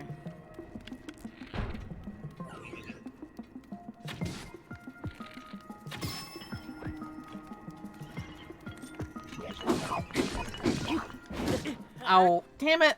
Ah. This is why. Fuck. I did pretty good. I did pretty good. For absolutely not knowing what the fuck I was doing. I kind of got caught on that wall there, so I couldn't get a good idea how he was swinging. I don't need to see the whole. I don't need the rigmarole again, dude.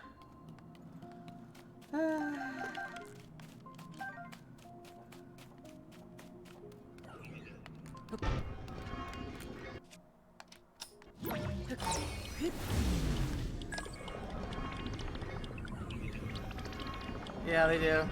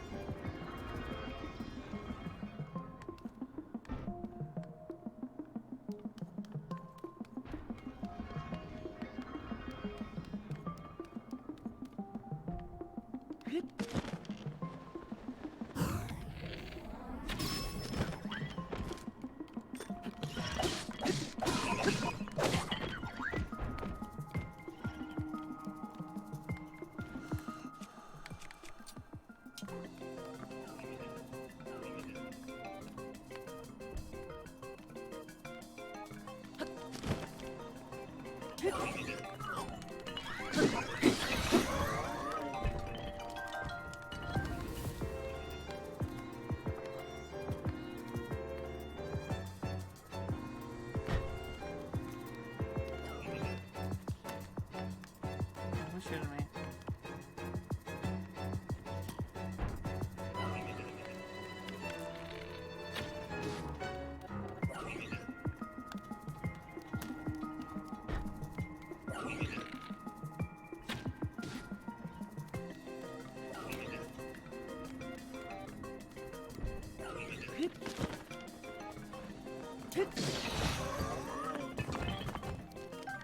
This is the guy who took me out last time. Run, run, run, run, run.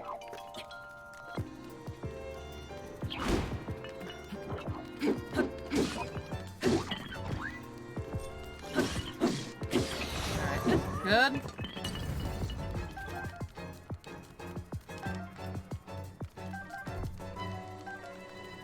Whew. Anything in here? No. Okay. Hello. Ah, I see what they want me to do. Let's go over here. Because there's a guy that fell over here. Grab his stuff.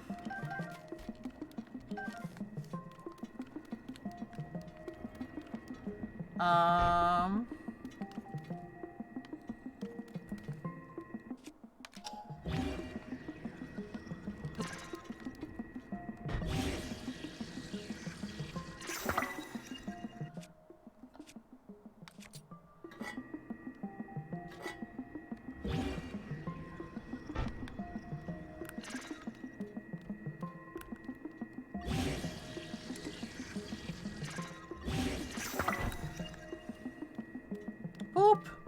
Boop for Ram.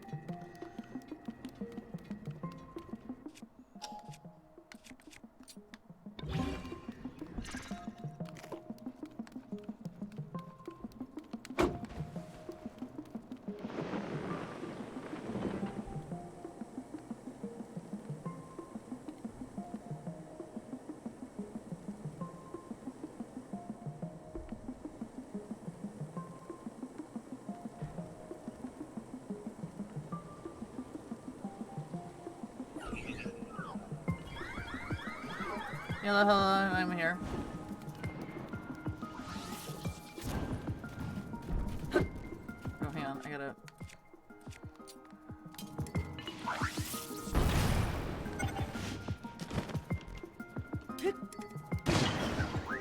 Okay, that's one guy.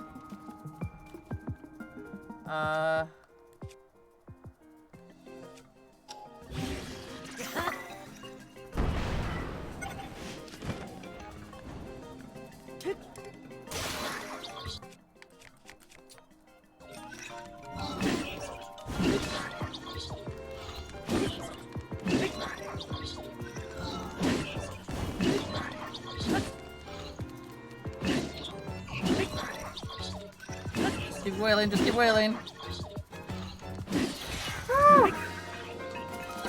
Did I do it? Woo! GG, thank you. That was work. Like a... Bruh.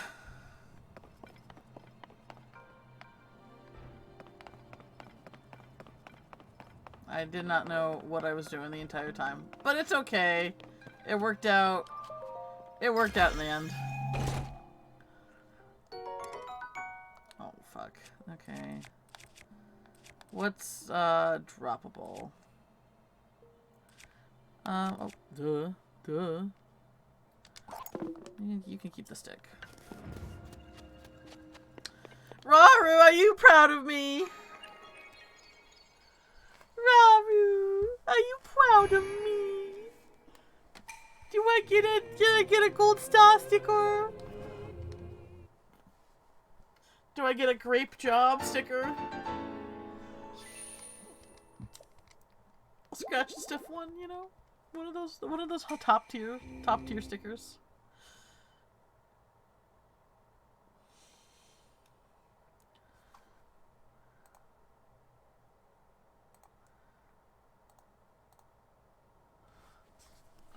Alright. What am I doing again? Right. I wanted to go south. I guess we'll just truck it. Oh, wait, no. We got a friend. I need to reach my flam. Oh, my God.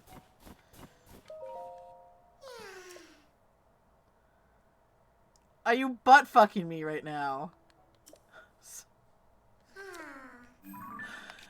Oh, sugar bean. No. Not right now. We'll put a pin in you and we'll come back to that.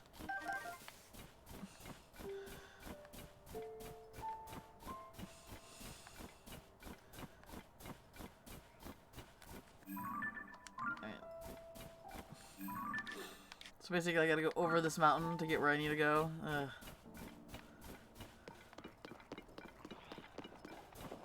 Oh, Jesus. Woo!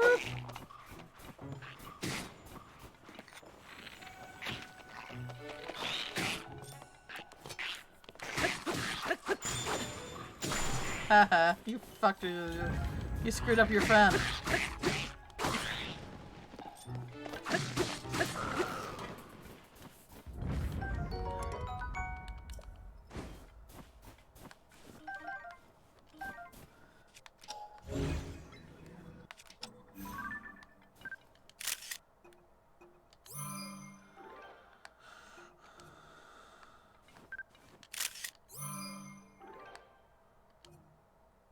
Anything else?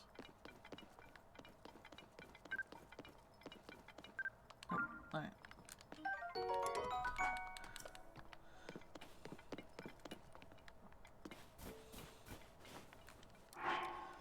Alright.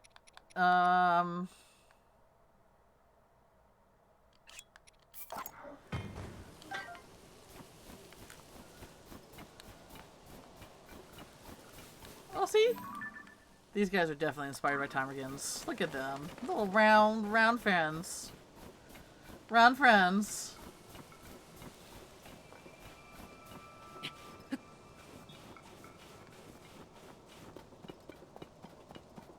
I guess that wouldn't have been too bad. I literally would just have had to carry him up the cliff. Yeah.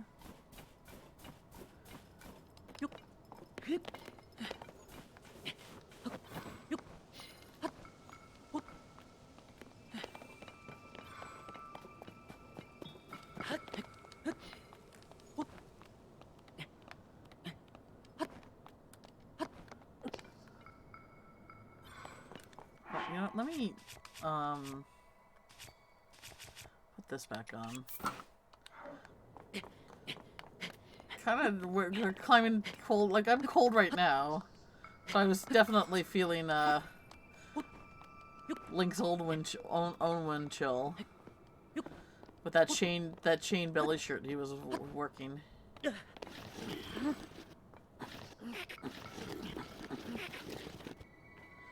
No. Okay,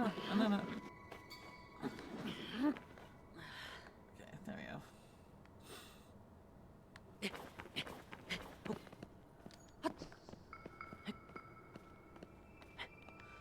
Alright. This is something we can just push for funsies.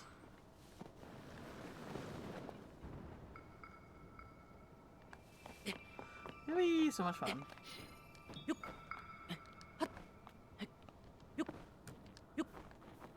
Woo!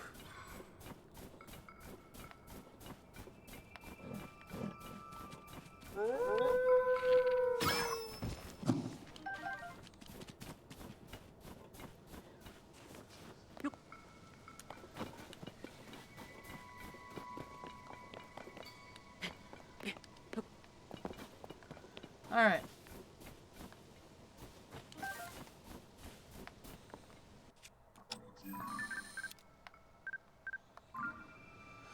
Alright.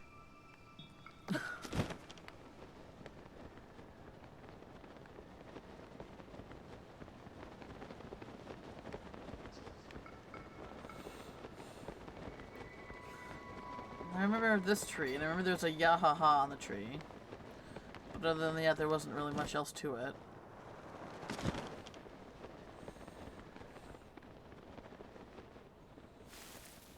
Doesn't look like we even have a yet. Wait, I hear it. Is it down there? Yeah.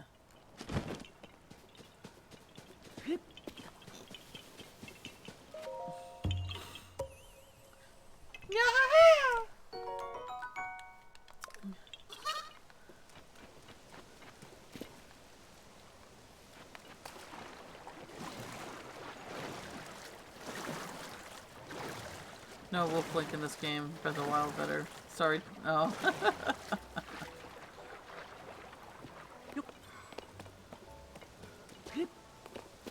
Oh, look at all the cute little animals. We got bulls. We got goats. We got sheep.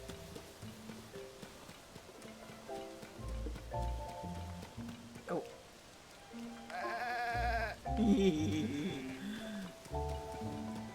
We got all these. Look at all these ungulates. I do love ungulates.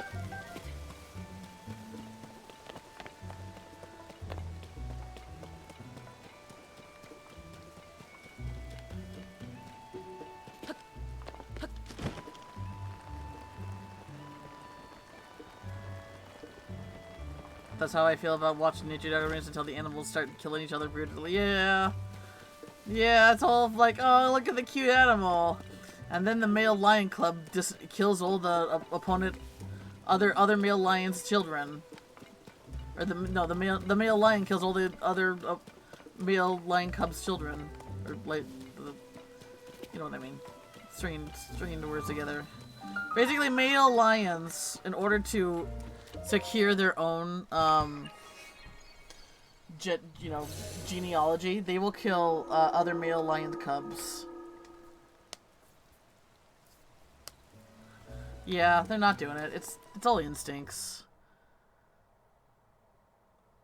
It's all things being told in their head that they don't really understand the joys of nature. Yeah, right.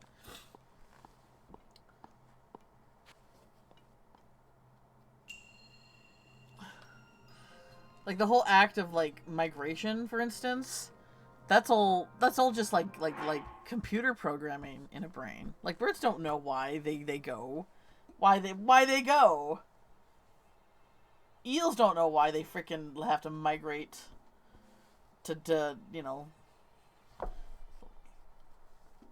or salmon. It's just computer programs in the brain to make you do that. Kind of makes me wonder, like, you know, as far as, you know, humans go, like, what parts of me are me And what parts of me are like, you know, brain says this to do that and to feel this way, you know? There's some existential crisis for you. What parts of you are you, and what parts of you are, you know, the makeup of your body from being a creature who's on the end of a long list of evolutionary heritages. Well, if someone was to throw something at you, brain tells you to duck regardless of if you want to or not. Yes, this is true. That's a reflex. Yeah, reflexes too. Or the reason, a lot of reason people are afraid of spiders and snakes is because that fear is genetic too. Because, that fear because is, bad thing, poisonous. Be afraid. Don't touch.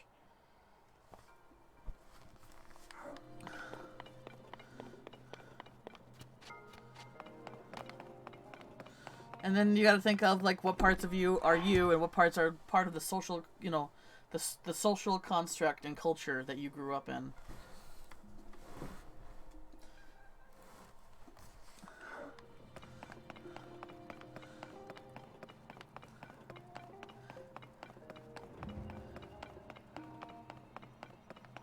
Ooh.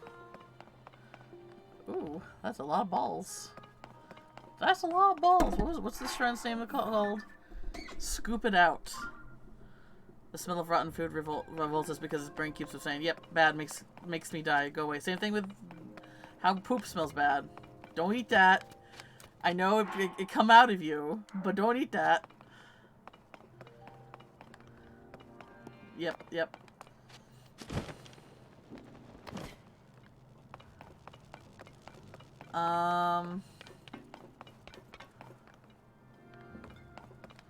I guess we attach these to this.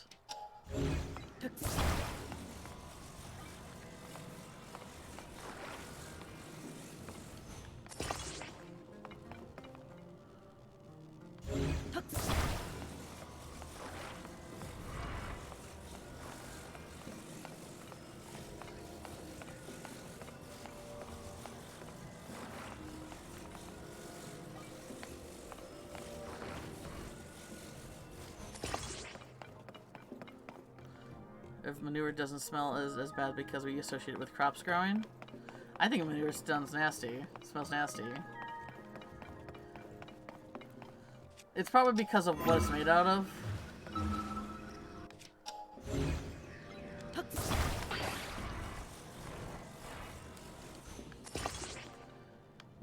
It's essentially just digested grass and hay, which is not, not the same as meat and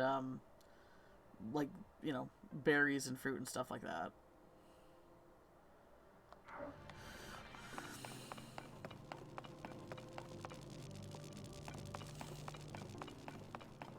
Okay, so I guess we need a piece of metal to connect these. Do they give us something?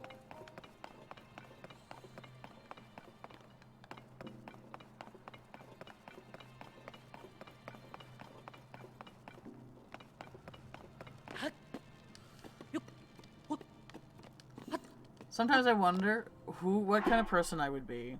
The thing is, you gotta keep in mind, you are unique, you are you. You can't lose sight of that. You are you.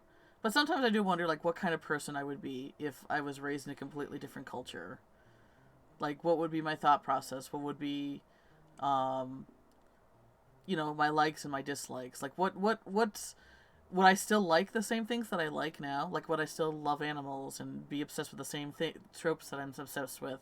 Or is that intrinsic to who I am?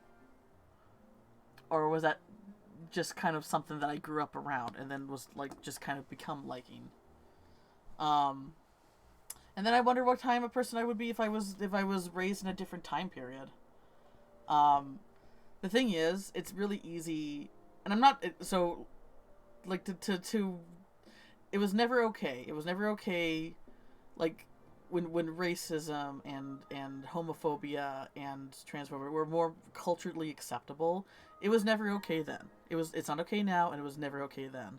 It was just more culturally acceptable to think like that because that was just the time then. And the thing is, if you grow up around that, where this is how everything is, this is how everyone thinks, I think it would be very hard not to think and believe like that, you know?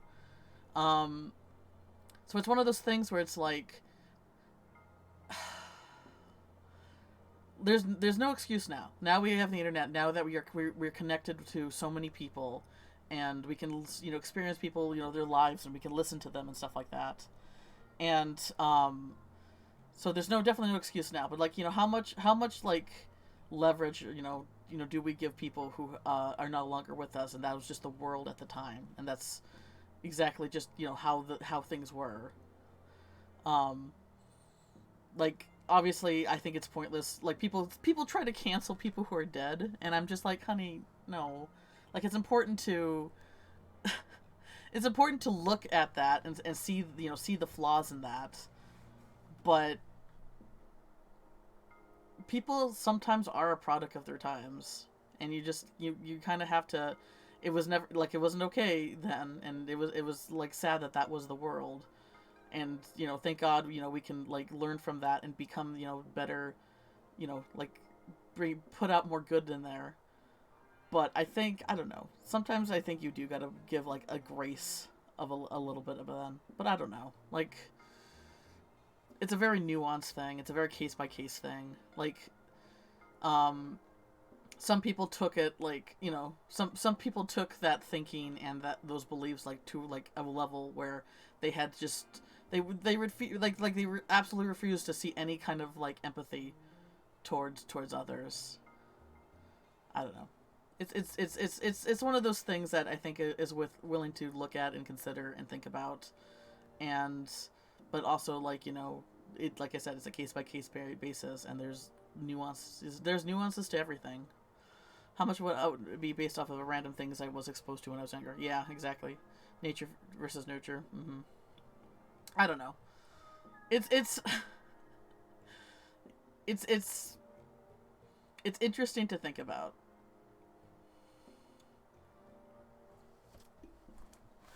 But I think it's like a good example why it's so important to be not just be racist, but to be anti-racist now. Because if we look at how things were, people might have not, put a lot of, negativity and hate in the world, but, just kind of letting it happen does make you complicit, kind of thing. I don't know.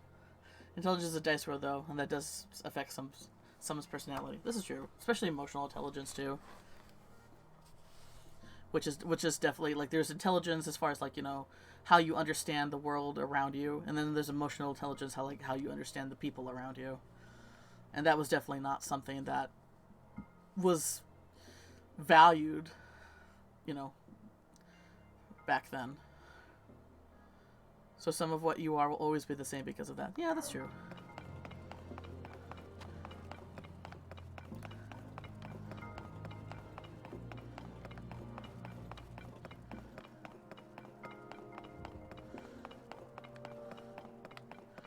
I think that me being a curious person is intrinsic to who I am, regardless of where I grew up with and who I, what I was exposed to.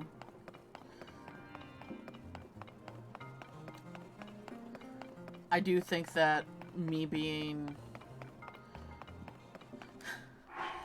Like, I definitely grew up in a place where I could have been, like, I was exposed to really hateful thinking. And I do give myself some credit where I was not sucked into that. And I actually saw, like, kind of saw through that. Like, that was, like, the beginning of, like, my own deconstruction of, like, the religious environment that I was in. So that also feels like an intrinsic part of who I am. You can't say you're ever taught to hate, and that's good. It's good that you were not exposed to that.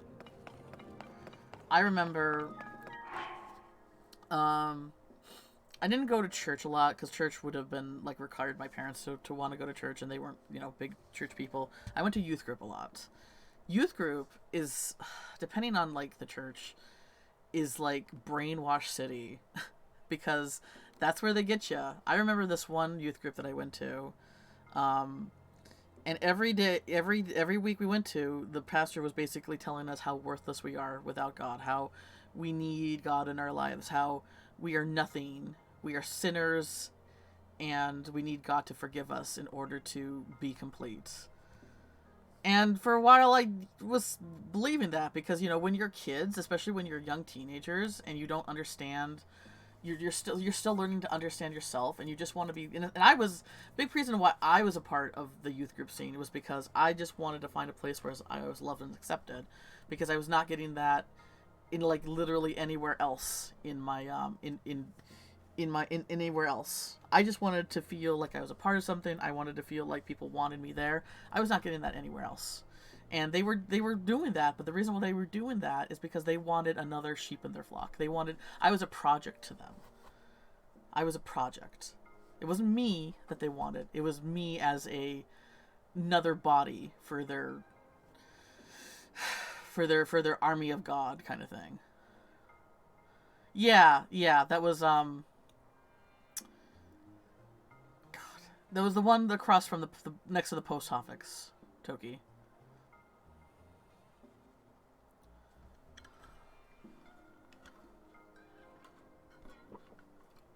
Toki's from my same hometown, so I can hopefully say that, and she knows what I'm talking about. The one that's right next to our post office in town. Yeah, I knew exactly. Yeah. Mm-hmm. But I got that same at the church that we went together for our like little youth group bit. I got this. That was that was definitely at a smaller scale. It was definitely, but I remember being fed that too at the church that we went together. That I went there once when I hated it because of that BS. Yeah. But I still, like, the thing is, like Toki and Jenny reminded me how at the church that we went to, our youth group, like the church that we went to when we were kids, how I asked the youth pastor or something like that, hey, my mom doesn't go to church. Is she still going to heaven? She basically told me my mom was going to hell because she didn't go to church. I do not remember this. Like, this was like such a...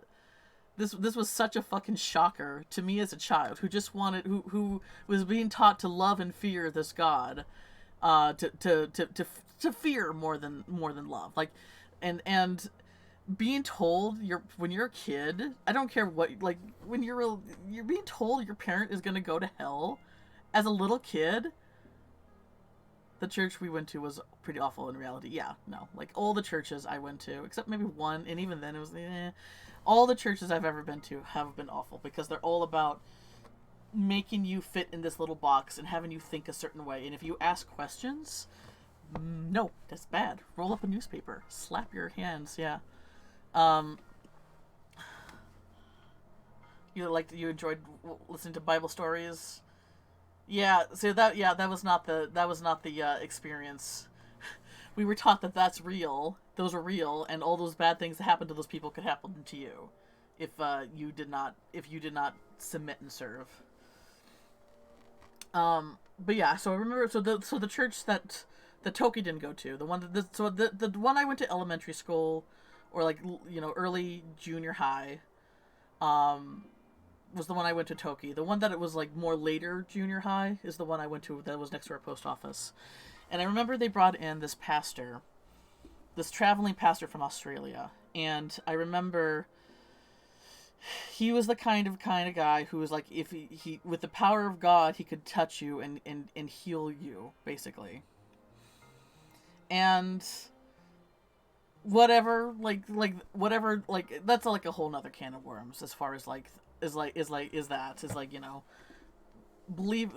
feeling the power of healing, through suggestion or something like that. The thing is, the thing that just really just fucking woke me up to my core was because I thought I was still in this belief that church was about love and community and being there for each other.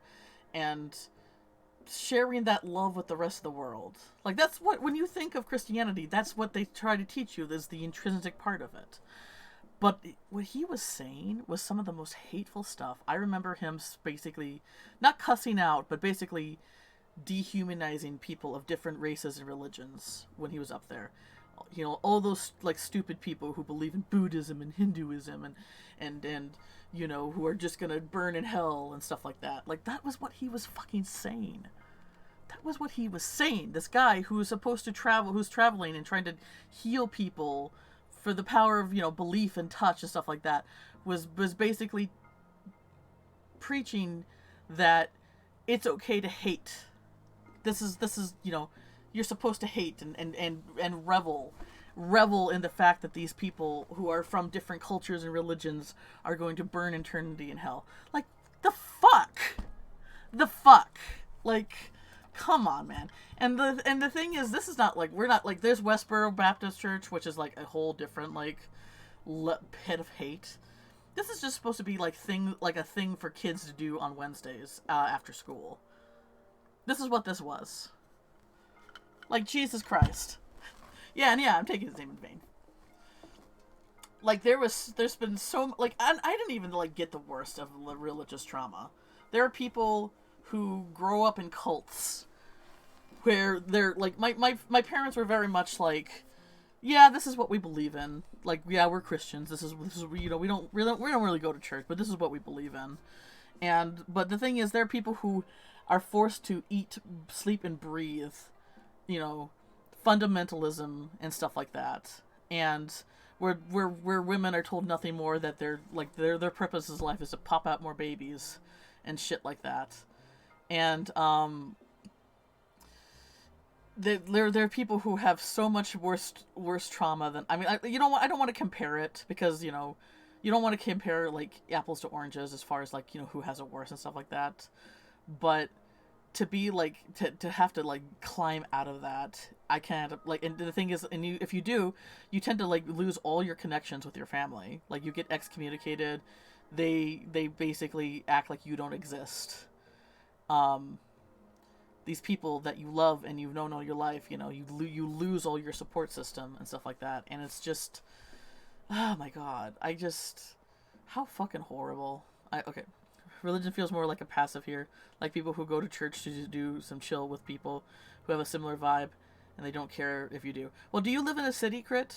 Because I think you live in a city. It's a different, when you live in rural areas where the only kind of sense of community you have is the church, it's a completely different scene. I live in a place where we have, like, a church. We have church, banks, and bars on pretty much, like, everywhere around here. Because the thing is, we don't have, like, a big city scene, and where people can find, like, you know, senses of community where they can sign up for stuff, and there's, like, a plethora of options. But when you live in kind of more rural areas, the church scene is, like, a big part of, like, you know, the only, like, you know, community people end up having. I went to ask Casey's dad, the pastor, yep, what happens to people who never hear the word of God because, like, they never had the opportunity to hear about God. Yeah, and I remember that too. It's like having a little bit of critical thinking is the antithesis of these religions. A little bit of critical thinking and a little bit of, like, empathy to people is, like, completely just, like, destroys the foundation they build everything on. I think it's just like that all around. Those giant churches where a man screams like a lieutenant is not really a thing here. Or if it is, it's very rare. I would say that if you were to go into rural areas, you might find more people. I mean, like I said, I don't know how it is in the UK, but I know, I mean, I guess because of, you know, one of your past kings and separating from, you know, Catholic, you know, Henry VIII and his 6 wives, he basically created, you know, the Protestant religion. Well, he didn't create it, but he basically made England Protestant just so he could get a fucking divorce, you know. That's certainly a story, but, and that might, you know, created, like, a foundation, and where maybe religion isn't, like, this big you know, this big thing as it is in other places. But yeah, usually if you go into rural places, it's gonna be a different story, because you know, faith is often the thing that binds people together, and it's how they have a sense of community. But anyway, but yeah. Anyway, there are versions of Christianity. Like, the thing is, you know, when it comes to like the very, very, like, you know, you can only hang out with these kind of people. Like there's people who you know what, I don't want to say old Christianity is bad. I definitely have a lot of like negative feelings toward it, because I'm still kind of working out my own trauma. Having a lot of like story stuff that I've like that revolve around that has helped me a lot as far as digesting my own trauma, as far as my OCs and stuff like that. So that's kind of the direction a lot of my stories went through. You know, like there's nothing. Basically, a big thing is like nothing is worth being. No power, no sense of love, no promise or anything is worth like giving yourself up completely to this servitude. That has been kind of like a big like story thing in my own OCs and stuff like that, and that's actually really helped with processing my own trauma. But yeah, not all, like, there's like, obviously not all Christianity is bad. There's some Christians out there who look at a lot of the hate and stuff like that seems to boil in the pot. It's not something they have to digest, which, you know, and yet they still have this connection and this relationship with God, and I really respect them for that, because they're not willing to give up any sense of critical thinking and just, you know, empathy to their fellow human beings. They're not willing to sacrifice that for, you know, these old laws and traditions and stuff like that seem to, you know, come with the territory. I guess I feel like it's just less of a deal here. A lot of people would say that there's Christians, but they're casual ones or something. I don't know how to explain it. Yeah, I get that. It's probably not such an cultural impact where you are. Except the preachers on the street. They're not casual. Yeah, well, they make it their job to be intrusive in other people's lives, right? Anyway, thank you for letting me go off of that little tangent. Like,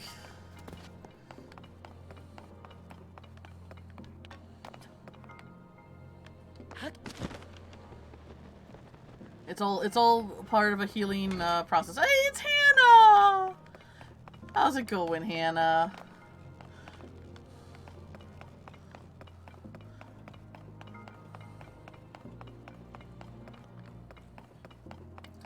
I need to find a piece of metal. Do I just use my own shit? I mean, I guess I can use my own shit, but it feels like this ought to been something they should have provided themselves, unless I just, you know, got so carried up in my own thing.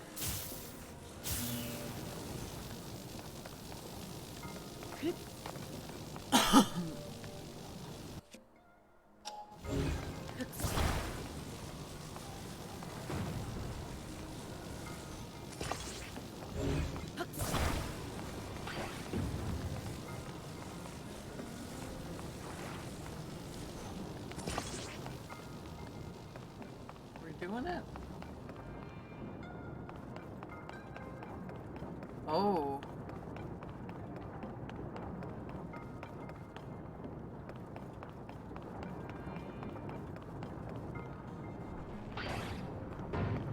Huh.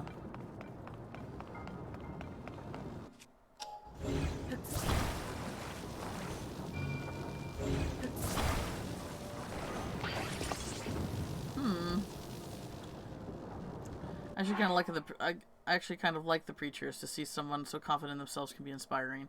I mean, you got to think of where that confidence is coming from, because if it's confidence, a lot of that confidence comes from like a sense of egocentrism, of like, I'm right and everybody's wrong. Like that, like I can understand where that confidence, like that, how that confidence can be, you know, nice to see, but you gotta look at where it's coming from. So as long as they're not doing it on the bus or something, yeah. I mean, should I just do this? Feels like...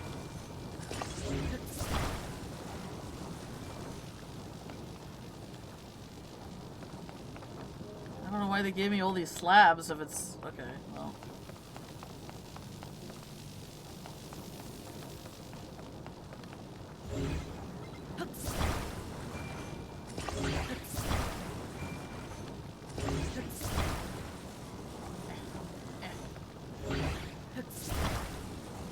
Now let's take a look and see what's going on upstairs.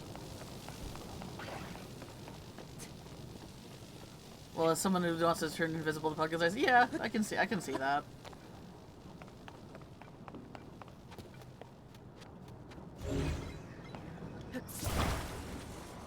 Do I just need one? Did I just need one the whole time? What? What is this puzzle? Have a butt ton of balls and slabs that make it seem like you're trying to scoop them out, but you just needed one? I don't understand. I don't understand. I don't understand. I don't get it.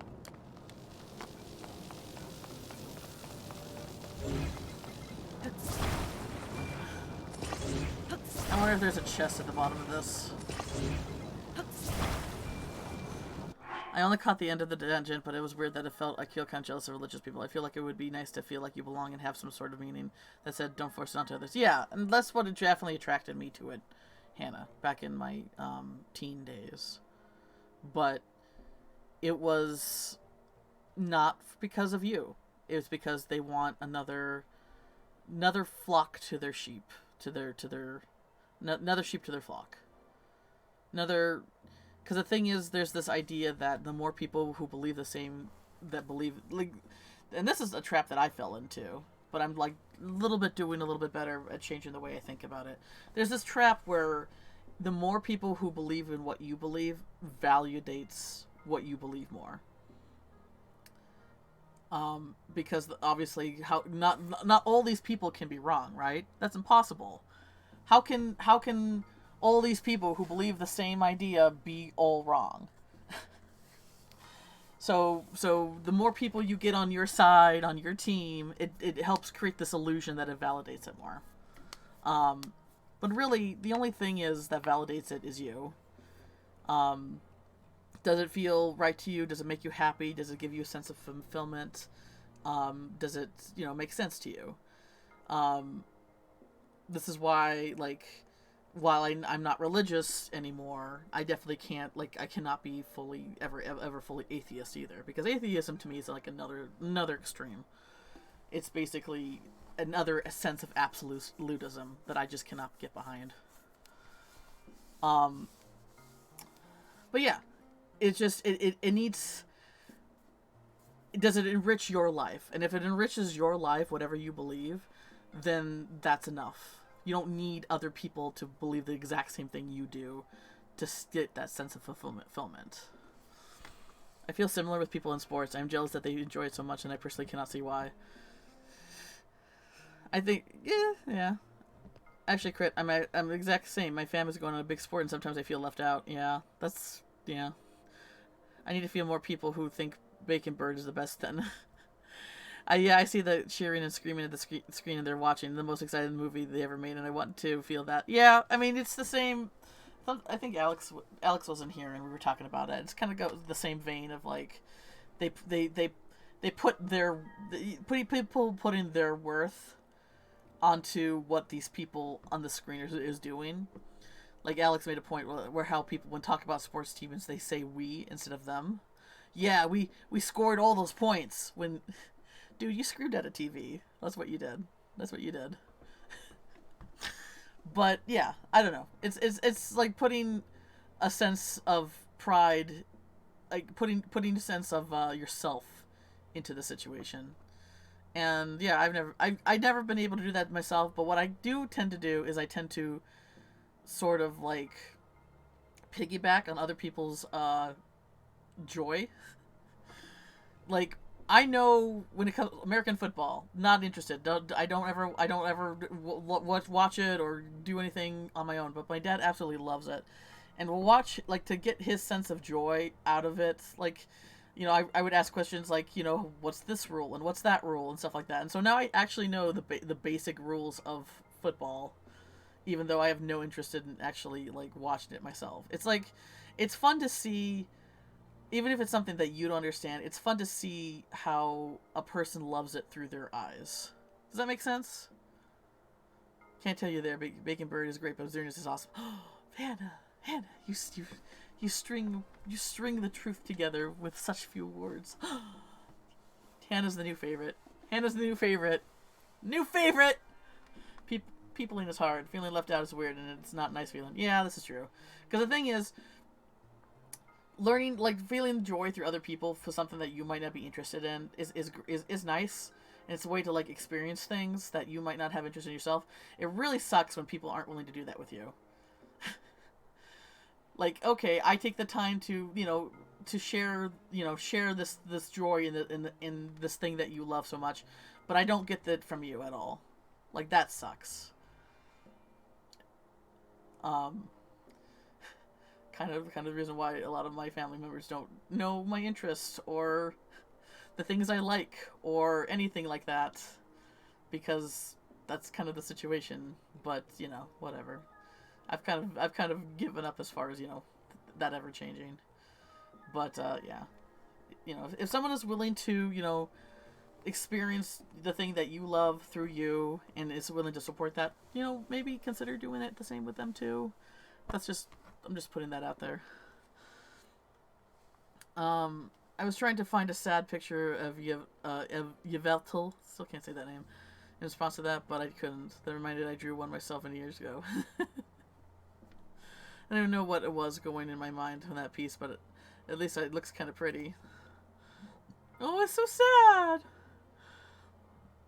Well, you know, it's the bird. It represents, you know, the bacon bird represents destruction and death. So maybe it was just like, oh man, kind of sucks to be the representation of destruction and death. It's not all fun and games.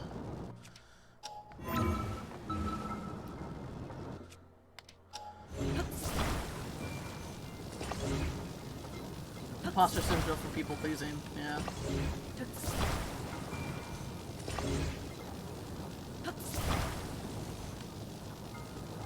Oh, there is a chest there. I was right. I was right. Look at that.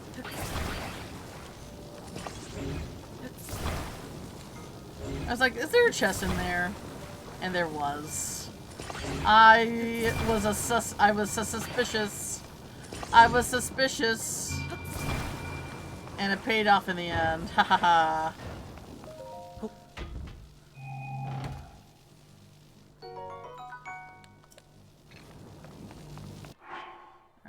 I do want to get this item back, though, so we will...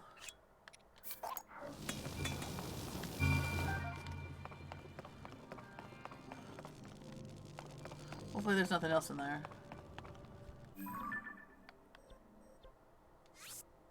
I think that was it. Oh gosh, I hope it's back to that bacon comes off it. Oh, otherwise I'm going to look stupid. There's a pig's back must be hard. I did draw a lot of bacon bird in the day. Oh, well, it's a good Pokemon. Like I said, it's a really good design. I like Xerneas better, you know, because deer. Rainbow antler deer with swords for legs, and that's blue. And then it's all its shiny form's all white, like a white stag. Well, white and light blue. Dark blue and black, and then white and light blue are like fucking perfect shiny colors. But it also represents life and rebirth, and its sleeping form is a tree, and healing. It also represents healing, and I'm just like, oh man, just do me in. Perfect creature. You perfect creature. who doesn't really look like an X. Like, and the fact that they tried to push it to look like an X kind of made the design a little weird. But it's okay. I still love you. I still love you. I still love you.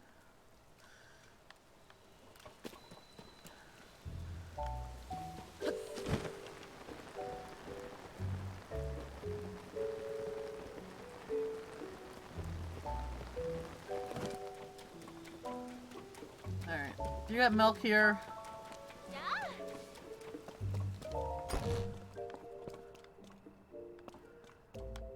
You have butter. Oh, yep, you have milk. Oh.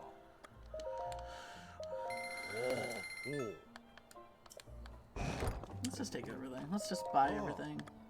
We'll help boost the economy. We don't need the shrooms. We do need the butter. Goat butter.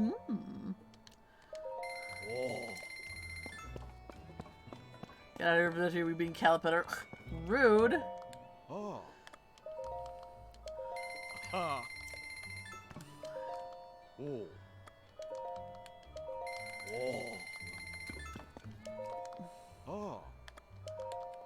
I don't have enough money. Okay, that's fine. Alright, we got the milk. Oh, you have arrows. Fuck, I gotta sell. I can't leave I can't leave without arrows. Let's see here. What can we sell?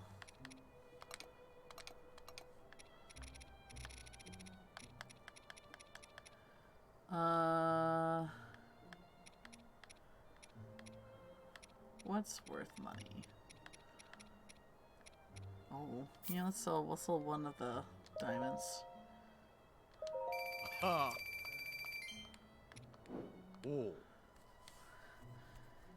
Pointy stick goodness, why do you cost so much? Too much of my early Pokemon are just trying to be edgy, and it makes me cringe looking at it now that I have a gallery open.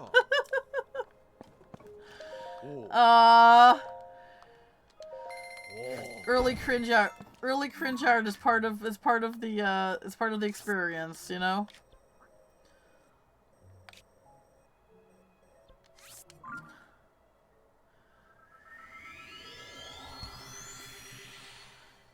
Oh yeah. No, that's totally been my experience, Ram, and I love it. Like, arrows were just I lean really hard on the bow and arrow. But trying to get arrows was so much work. Because Beetle and the other shops didn't restock right away. Didn't stock like until several days, and then you just didn't find them in the world. It was like a pain in the ass, you know, trying to keep my arrow supply up. You can all suffer with me. Oh, Typhlosion! Sad baby, give kisses. Huh. Speaking of old dear crit, I gave another attempt to maddening. Oh, are you talking about Fire Emblem? Fear the deer. Ranger tank, no in between. I learned super heavy on the bow and on strong one-handed weapons. Yeah, that's the same. I like two-handed weapons, you know, are nice, but I prefer being a little jumpy, speedy person. I like to get in there, step, and then get out of there.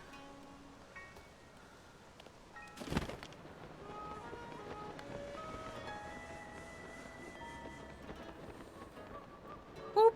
Aw, thank you for your boop. No, you're okay, Hannah. I don't have any context for it, but you're fine talking about that here.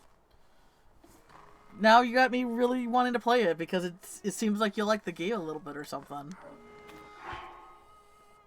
Not so cringe. Aww. I think that's cute. Look at the little Eevee. God dang, those backgrounds. And I'm still frozen in tracks thinking about trying to make one. Dang. Look at those colors. Really awesome, Crit. Even for old art, it's really good.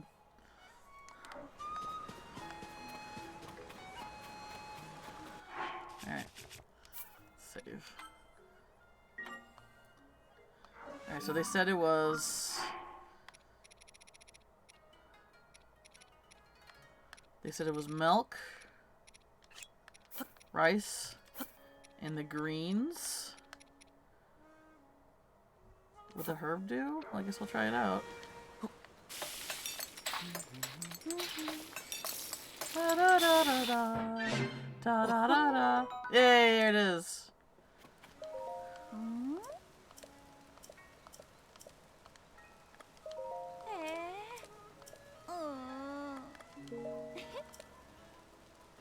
I'll keep experimenting with the recipe until I come up with a porridge that works on gloomness. What? Oh. Okay, so we know how to make a porridge, but now we need to make one that works against gloom? Gloom resistant effect. Okay, let's try this. Milk. And then the greens.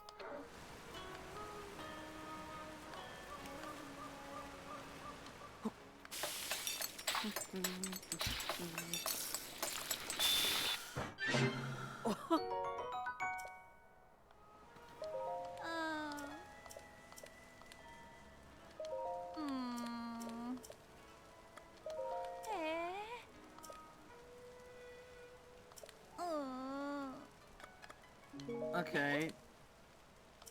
Was that not what I'm supposed to do?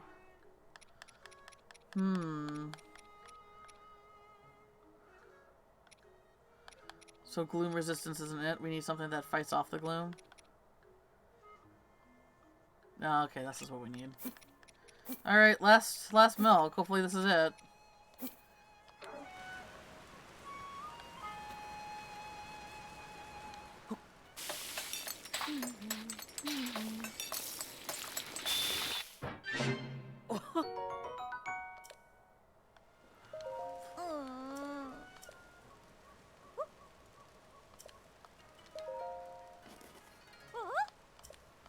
There we go.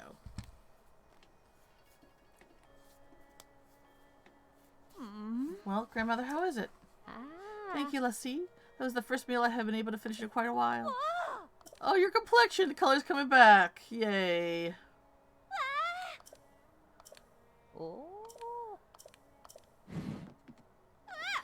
Why are you going up? Oh, Clary, I'm so sorry I worried you. You must made me have some wonderful porridge. Feel better now. Yay.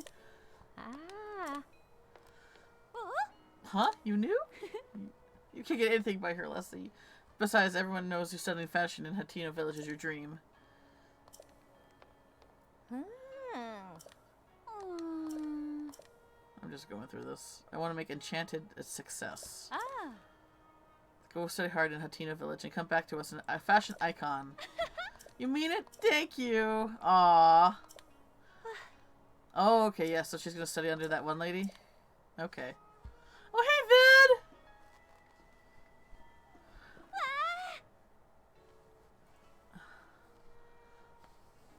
Let me catch up with chat here. Speaking of water, can I see the ones you made? I'm glad food and drink was managed. Still very tired and not completely devastated, and got some food and drink in me. Oh, is something going on, Hannah?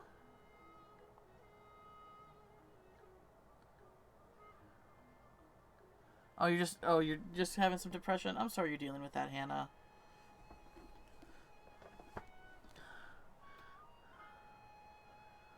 Strong depression decides to throw a party at all at... Well, yep. Been looking while watching movie BP. Okay, with a BP in here now for a bit. Okay, awesome. Thanks for hanging out. I'm probably not gonna be streaming much longer because it's really cold. It's like, here, let me look it up. Let me look up what the temperatures we're gonna deal with, and I'll give you. So last night it was negative 30 degrees, and in Celsius that is.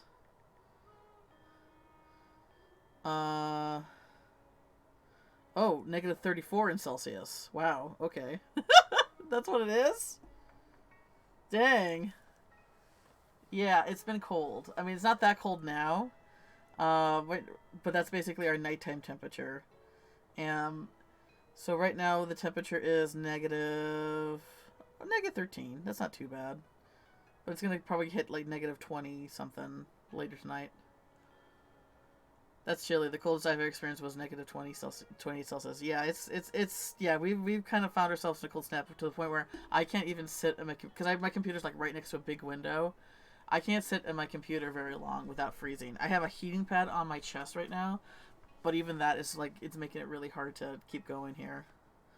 So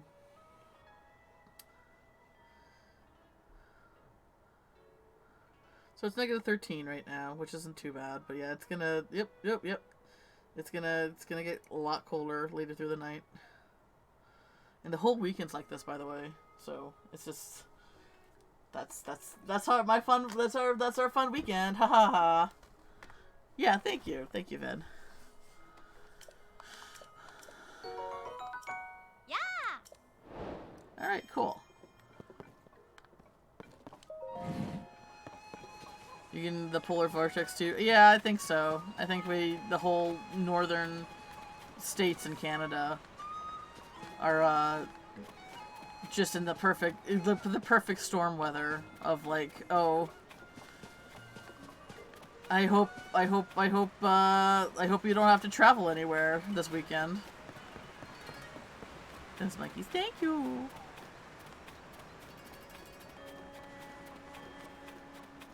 Thank you. Thank you for the warm cozies. I appreciate it.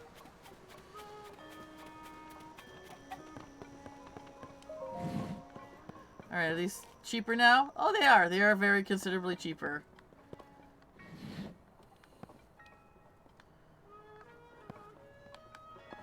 I have to still sell a lot, though. Alright.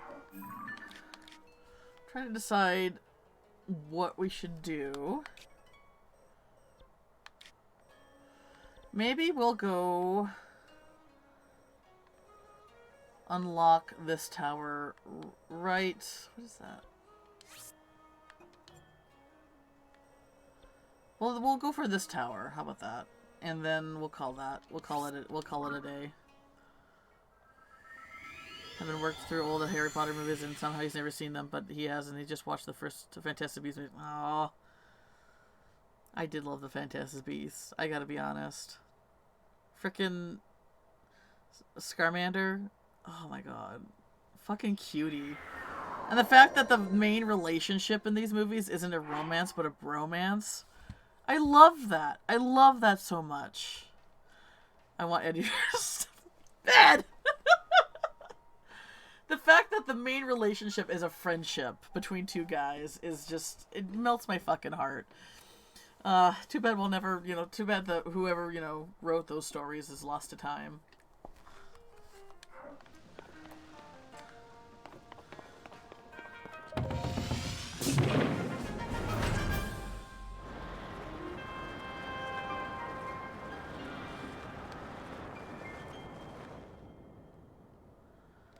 I actually, and like the thing is, oh, is that the Master Sword? It looks curved, so maybe not. Well, I guess we found another geolith.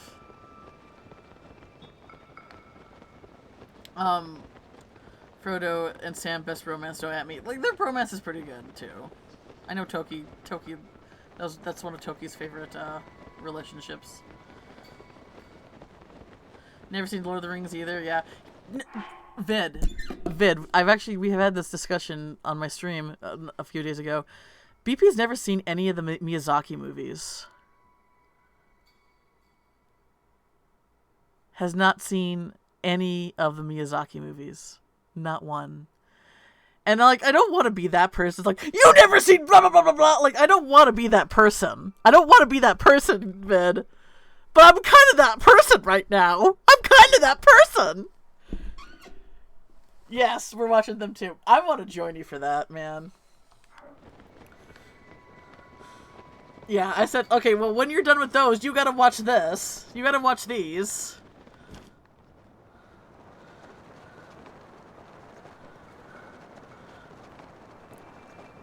My hot take is that I like the Hobbit movies better than the Lord of the Rings movies. Only because I liked how silly they were. Holy, what the fuck?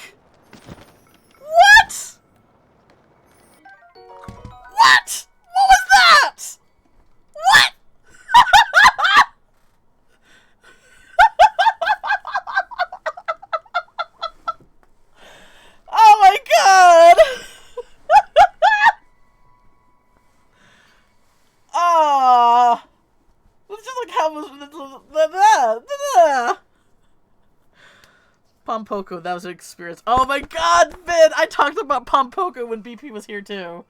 I was like, yeah, you should need to watch them. Like, I think I've seen everything but Castle in the Sky as far as Miyazaki movies go. Pompoko was something. It's not a bad movie. I actually really love Pompoko, but there's some elements to that are gonna make you go like, what is happening? It's the fucking balls. Yes, exactly. I know, right? The fucking pillow fight with them.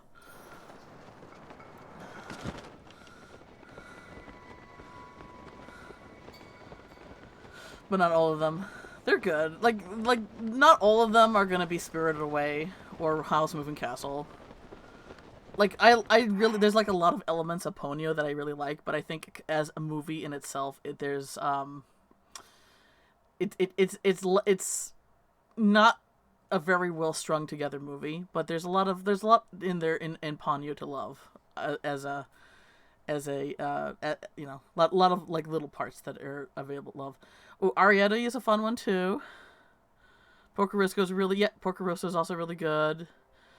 Princess Mononoke, little gory, but like, you know, dear God. What else? Oh, Totoro. I actually watched that as a kid. Like, even before like Miyazaki movies really took off here. Like that was actually, you know, had like a dub. It was dubbed back in the 80s, and I actually did watch that as a kid. Grave of the Fireflies. No, Vin! Oh no! Oh no! My condolences.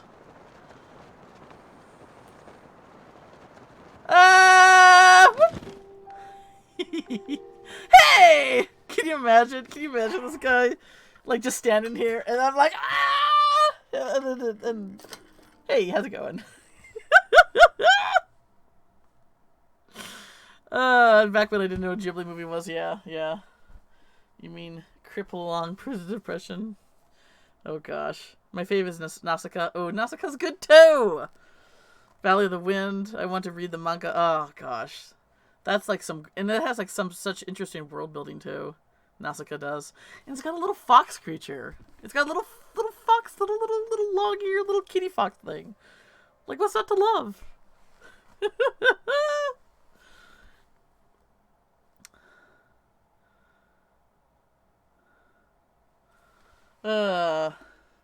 Yeah, no, Ghibli movies are popular for a reason. My favorite is still Spirited Away.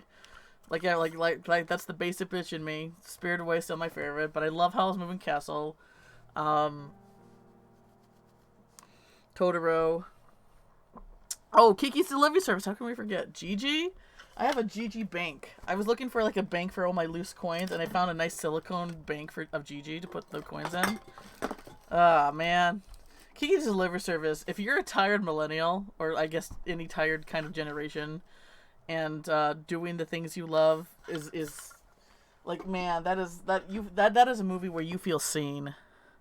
That is a movie where you fucking feel seen because of the depression episode that she goes through.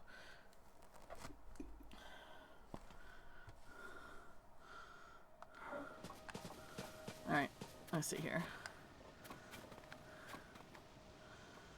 What are we doing here? Just logs. Okay. Live like Ursula. Oh man. The artist, yes.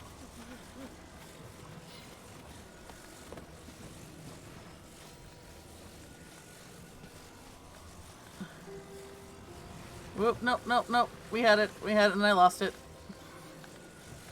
Like cabin,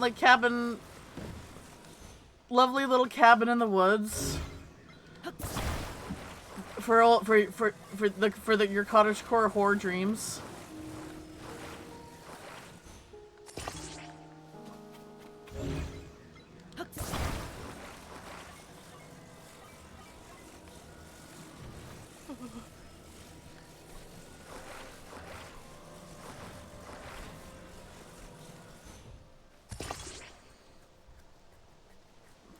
One of your favorite paintings.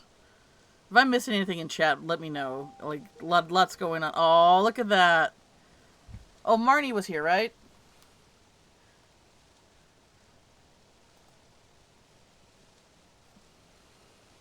Marnie was here, was lovely too.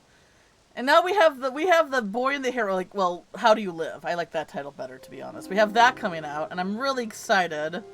I'm really excited to see it. And then apparently he's not done. He's like, yeah, I'm actually making another movie now. And I'm like, sir, good sir. Like, I understand the passion is there, but nobody would blame you if you decided to, you know, to actually call it here. But no, he's definitely somebody he's got things to make, and it's calling to him, and I do have a lot of respect for that. Apparently I need to ping you when we start the second movie. I need to watch The Boy and the yeah, no, it's in theaters, and I just don't have it in me to go to theaters right now, so I am gonna be waiting until it comes out. But oh my god, okay, sorry, I keep making these tangents where I have to pause the game and talk about it. My apologies, but this is the stream. You know who voices the fucking heroine, the English dub? Robert Pattinson, Mr. Edward, from Twilight. That's his name, right? Robert Pattinson.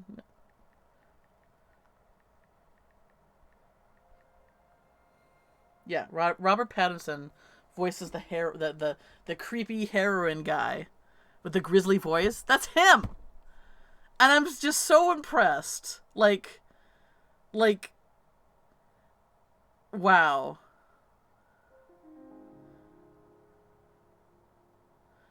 Oh no, there's no spoilers. I haven't seen it either. I'm just saying who voices the character.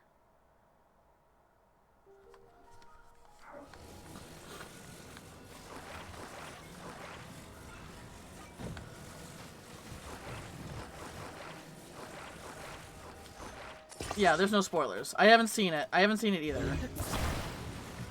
I'm just saying the character is voiced by Robert Pattinson.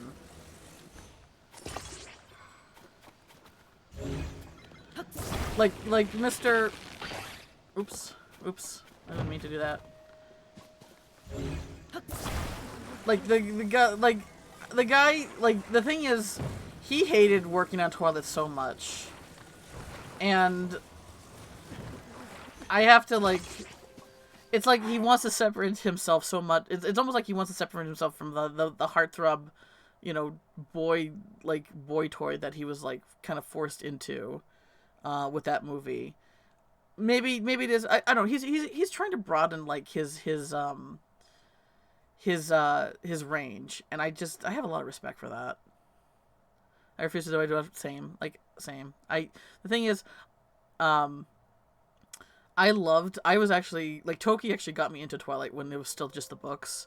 And I actually really did love Twilight, you know, when back in the day and as someone who has a hard time reading, I did actually really enjoy reading those books. And the thing is, I definitely don't feel the same now. Like, I think they're whatever. The thing is, part of the reason why I love them is because I was so naive when it came to relationships, not just romantic relationships in general. Because the idea, because I was so like, I'm like such a love-starved person, you know, especially back then. Never been in a relationship, never been in romantic, and struggled to make friends, that the thought of someone being so obsessed with you to where they would break into your room to watch you sleep, that seems, oh, he loves her that much? That's so romantic! That's so sweet! Aww! Like, the idea of being someone loving you that much is what attracted to it. Because the thing is, if you have no experience, like, and I can only talk about my own experience, but as far as like where I was in that mindset, if you feel like so unlovable and unlikable and not worthy of being touched or in a relationship, stuff like that can really kind of like, you know, bring you in, you know. Would consider reading the books, however. I actually really liked both Water Elephant and the new Batman. Nope. Yeah. Big red flag now, for sure. Haha. But back then, it was like, aw. I want to read the Game of Thrones books, but I tried the man, it's hard. There are so many names. Yeah. I don't think I could do it. It took me 10 years to finish through with 3 books. Yeah, I just... Like, reading is still really hard for me. Like, there's definitely been times when books really just kind of grab me and bring me in, for sure. But it's... I don't know. Like, it has to be, like, a really unique experience for that to happen these days for me. I get from Twilight is that the 50 Shades is Twilight fanfic. Otherwise, I hate both. Yeah. Same here, B. I read them through that they thought were cool. Vampires are always cool in movies and the badass. Yeah. Plus, they were dark, mysterious vampires living this, like, life that people dream of, where they have so much money they don't know what to do with. And they're young forever, and they're beautiful forever, and they're indestructible. Well, for the most part, and they have you're given, like, if you turn into like in Twilight universe, if you're given a power, then like once you turn, you're given like a special magic power or something like that. So you're not just a vampire. You also have like woo magic that's associated to you as a person, and you don't die in the sun. You just turn into a fucking disco ball. Like it's definitely seems dumb now, but when you're like a young mind, it was a kind of a different story. Okay. But B, I did the new Scaramander stippling, man. I wish I kept it for myself. Aww. You did Newt? Aww. Look at him. Pretty man. I read the books after the first season of Game of Thrones. I liked them more than the series, but it's commitment. Yeah, I don't know. It's like...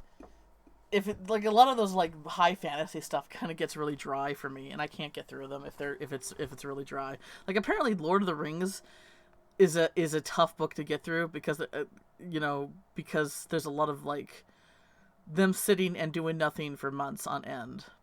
Like there's one character they completely omit for the movies. What was his name? I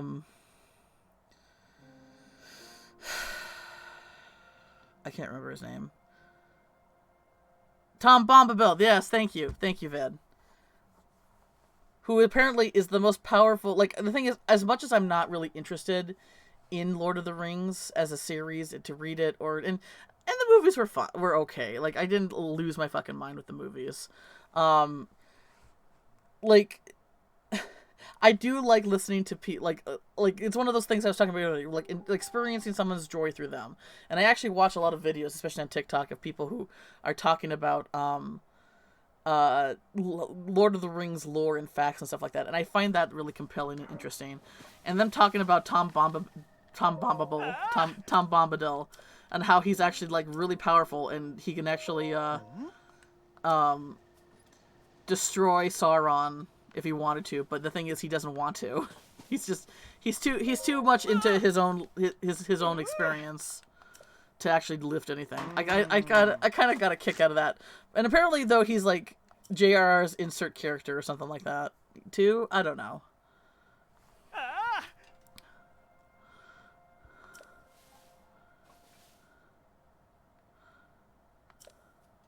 Having opinions dramatically different from your own. How dare us? Sorry.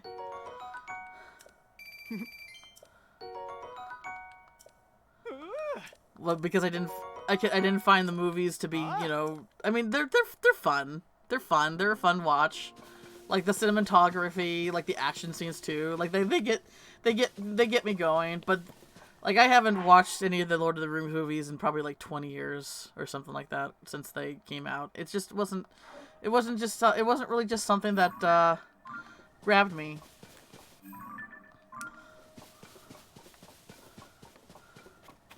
It just didn't do me in.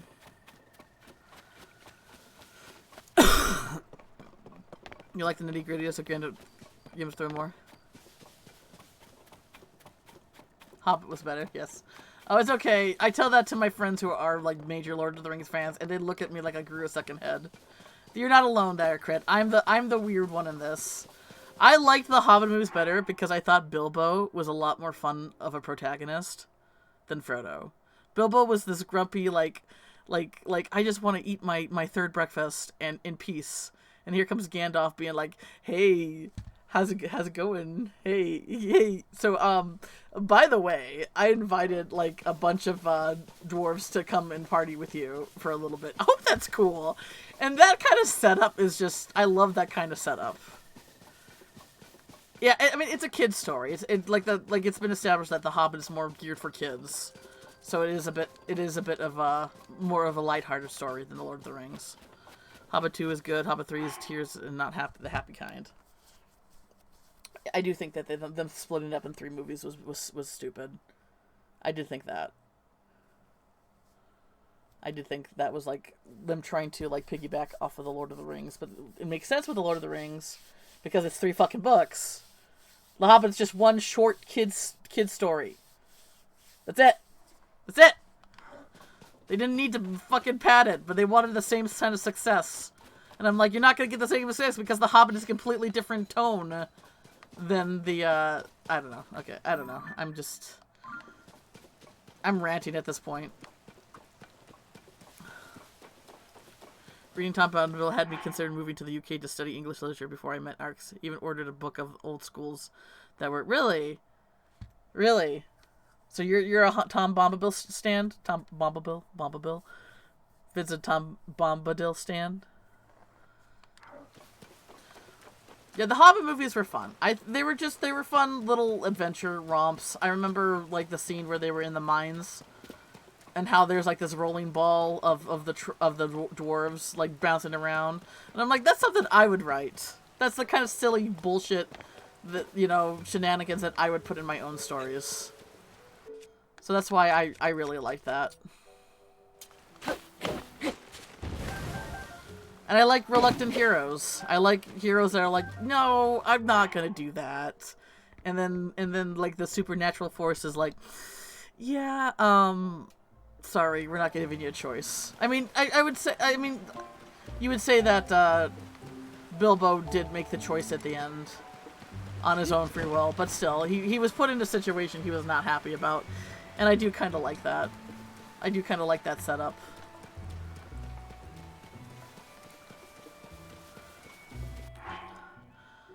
If I was a hobbit, I would never leave the Shire.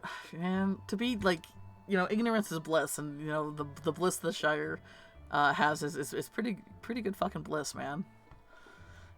Hobbit movie is sad, but when the first 2 was more silly and fun, especially the first, yeah. I just adore all the poems and songs in the book. Goblin Roll. Yeah, oh, the Goblin Roll. Was it? I don't know. I remember there's like this big ball of rolling bodies. Like, they were all just like bouncing around like a ping pong. And I thought that was fun and ridiculous. Like, look at the sealed surfs in Lord of the Rings, sure, but in The Hobbit, he runs up and falling in the building. Like, excuse me, no. It did me many upsets. Alright. Alright, thanks, Ram. Thanks for hanging out. You have a good one, alright?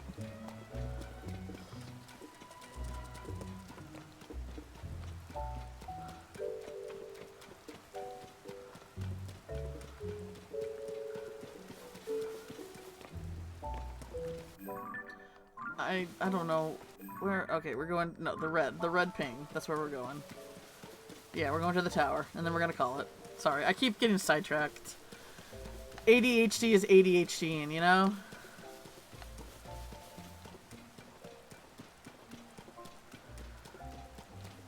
But yeah, I like the Hobbit movies because they were fun and they were silly, and but you know, there's a good chance that if I was to rewatch the Lord of the Rings movies now, I would maybe have a better appreciation of them, because I've really kind of been more in depth of writing my own stories and having, you know, the silly, because the thing is, how I like to write is having like ridiculous silly moments, and then like also have those big serious, like deep meaningful moments, you know, earth-shattering, you know, realizations, and you know, and stuff like that. Like, but I like both. Like, I like both extreme sides of that spectrum. And while The Hobbit was, you know, very silly, you know, it didn't have a lot of those, you know, big, you know, those big heart tug moments. Whereas The Lord of the Rings felt almost too serious all the time, you know? But if I was maybe to rewatch the Lord of the Rings movies now, where I am in my own like brain space, I'd probably find a new appreciation for them.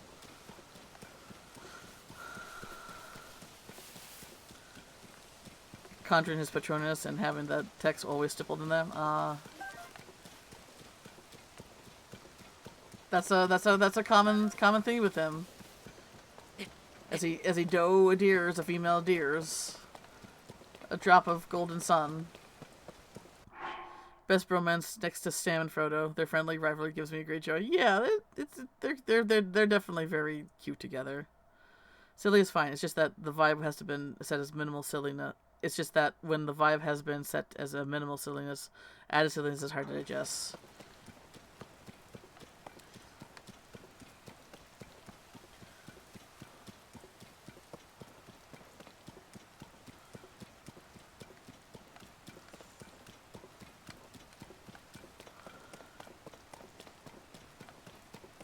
I guess the stories just need to, you know, need to set the super silliness off the bat so you know what you're in for. Damn it, that's not what I wanted to do.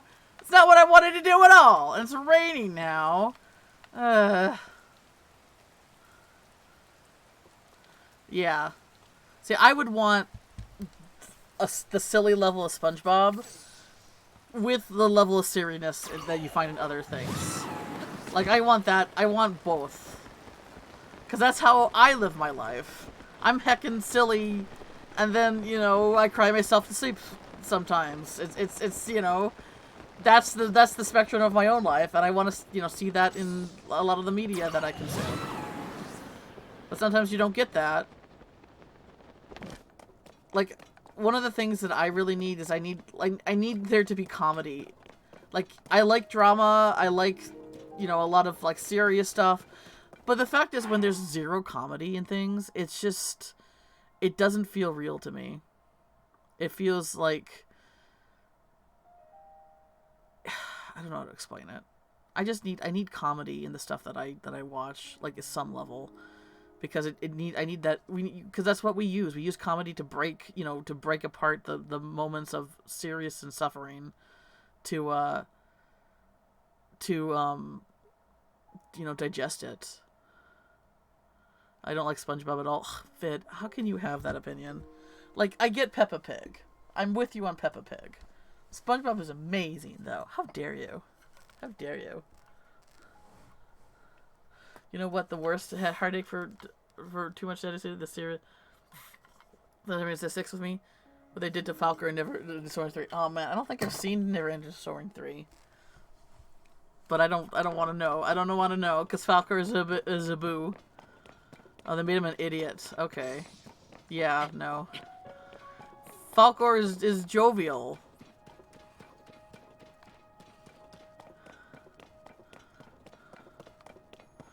I've seen the first Never Ending Story. I don't think I've seen the other two then. Artax, yeah. Artax, yeah. SpongeBob. I'm with you with Hannah. SpongeBob the first movie, fucking amazing, so good. The other movie that released not too long ago is meh, but the first movie, amazing.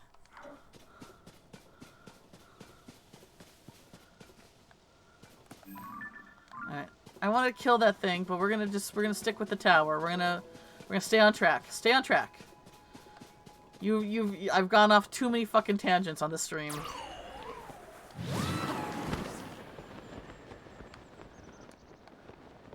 Oh, we got a high knock. Stalnox, that's right.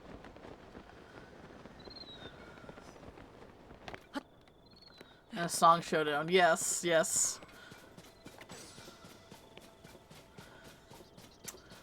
It's okay, Vid. It's okay.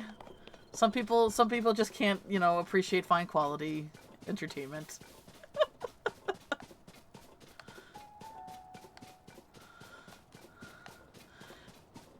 I mean, I know people love the Harry Potter, like, as much as I love Fantastic Beasts, I can't even watch that anymore. Like, I know people love Harry Potter, like, they swear up and down, but, like, every time I watch that, I think about the person who wrote it and what kind of individual she is, and I just can't.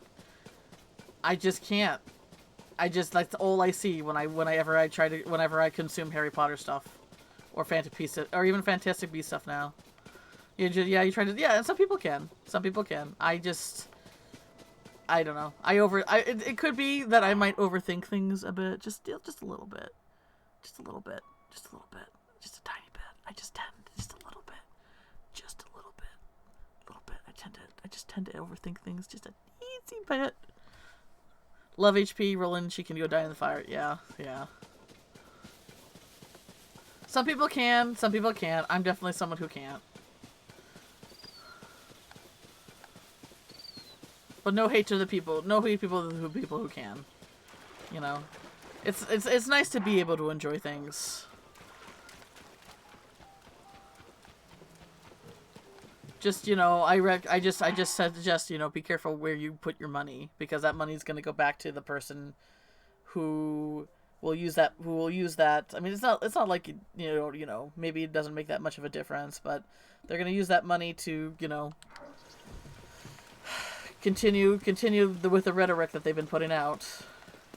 It's raining. I can't. Why does it have to rain when I need to burn stuff down? Waiting for the day. Oh yeah, yeah. And that's the thing about HP, is that it gets dark fast, so you need to be in a kind of somewhat mature mindset.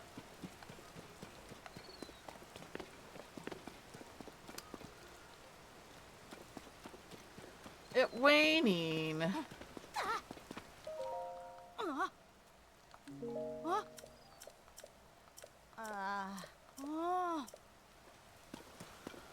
Buy the Blu-ray from a charity shop. Yeah, there you go.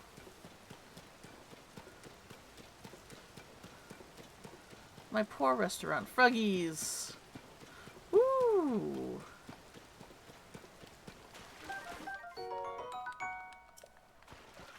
Each to their own. I loved it as a kid. I can't change that. And I can't change that. I haven't seen it in a long time, but I still hold a huge amount of nostalgia. Yeah. I might still be willing to watch Fantastic Beasts just because of how much I love Newt and all the critters. But, you know.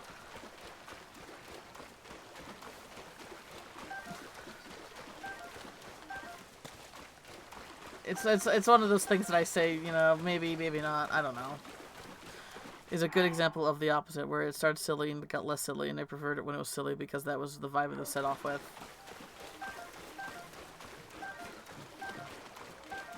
I mean, the thing is, though, like, what is the threshold of the vibe, though, Crit? Like, it started off silly, but the thing is, like, to give, things start off silly and lighthearted as kids because we're kids, but then as we get adults, things become, you know, obviously, you know, case-by-case basis, but things become less and less silly as we adults. Like, what is the threshold of a series where they can start introducing more serious stuff? Yeah, the thing is, Harry grew up in, like, a piss-poor environment. That's not very silly. Harry Potter is the dream is the dream life of every kid who, you know, grew up in a household that they weren't exactly, you know, super happy with. And it was good, like, increase the seriousness until it went batshit crazy. Yeah. Like, it just kept on dialing the slider up to 11. Although I never saw it. I never read any of the later books or any of the later movies of Harry Potter, so I'm not really sure, honestly, how it ends, to be honest.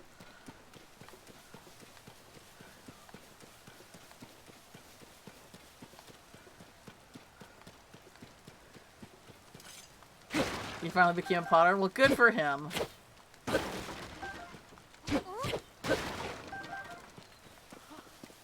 Is it just gonna rain here the whole time? I have a feeling that this is the puzzle for the place. Because if we're gonna rain the whole time, okay. Well, you know what? I'm gonna call it here. This could be the first thing I do when I stream again, which I don't know when that's gonna be, because it's just gonna be so cold this weekend that, you know, the internet's shady. I don't know. We'll see. I wanted to do an art stream tomorrow, but I don't think that's going to happen, because if playing a game is freezing me to the bone right here, arting is going to be, you know, terrible. It'd take a big turn after Cedric just dropped dead on the side. Fifth one is way more gloomy than the rest of them, making that sense, yeah. But I have more conflicting opinions to share. Oh, I'm sorry, Crit. You'll have to wait. You'll have to wait till next time. Way to suggest to maybe wait until next stream. Yes. Yes. Get a warm brew. Yep. I mean, it's just this. We got this cold snap for this weekend, and then after that, it's back to normal cold temps. Manageable cold temps. So if it's not, if I'm not streaming, I'll probably be back next week, next Friday. Just wait to hear that Pokemon Gen 9 is your absolute favorites. I also want to stir up debate with opinions. Oh no. Oh, we all got opinions. We all got opinions, but it's okay. I actually really like hearing about people not liking the things that I like, because then they can explain. It's a fun perspective, It's a fun perspective. And then they can hear why I like it, and they can hear my perspective, and it's just like it's interesting. I don't know. It's having these kind of conversations is a lot of fun, and thanks for being here with me and having them with me, and listening to all my bad takes. All my bad takes. But yeah, Vid, get BP on those fucking Miyazaki movies. That's next on the list, and definitely let me know when you start watching them, because I would like to join that. I like it because I got Explore Pokemon World live with friends. Yes. Way overrated. Discuss. Okay, I'm editing things here before people start pitchforking each other. All right. Play the majority of Gen 9 with... oh, BP, no! BP, no! We're ending things. I'm sorry. I told on you, though. I told on you to Vid that you haven't seen any of the Ghibli movies. And now they're coming for you. Now they're coming for you. They're coming for you! They're coming for you, BP!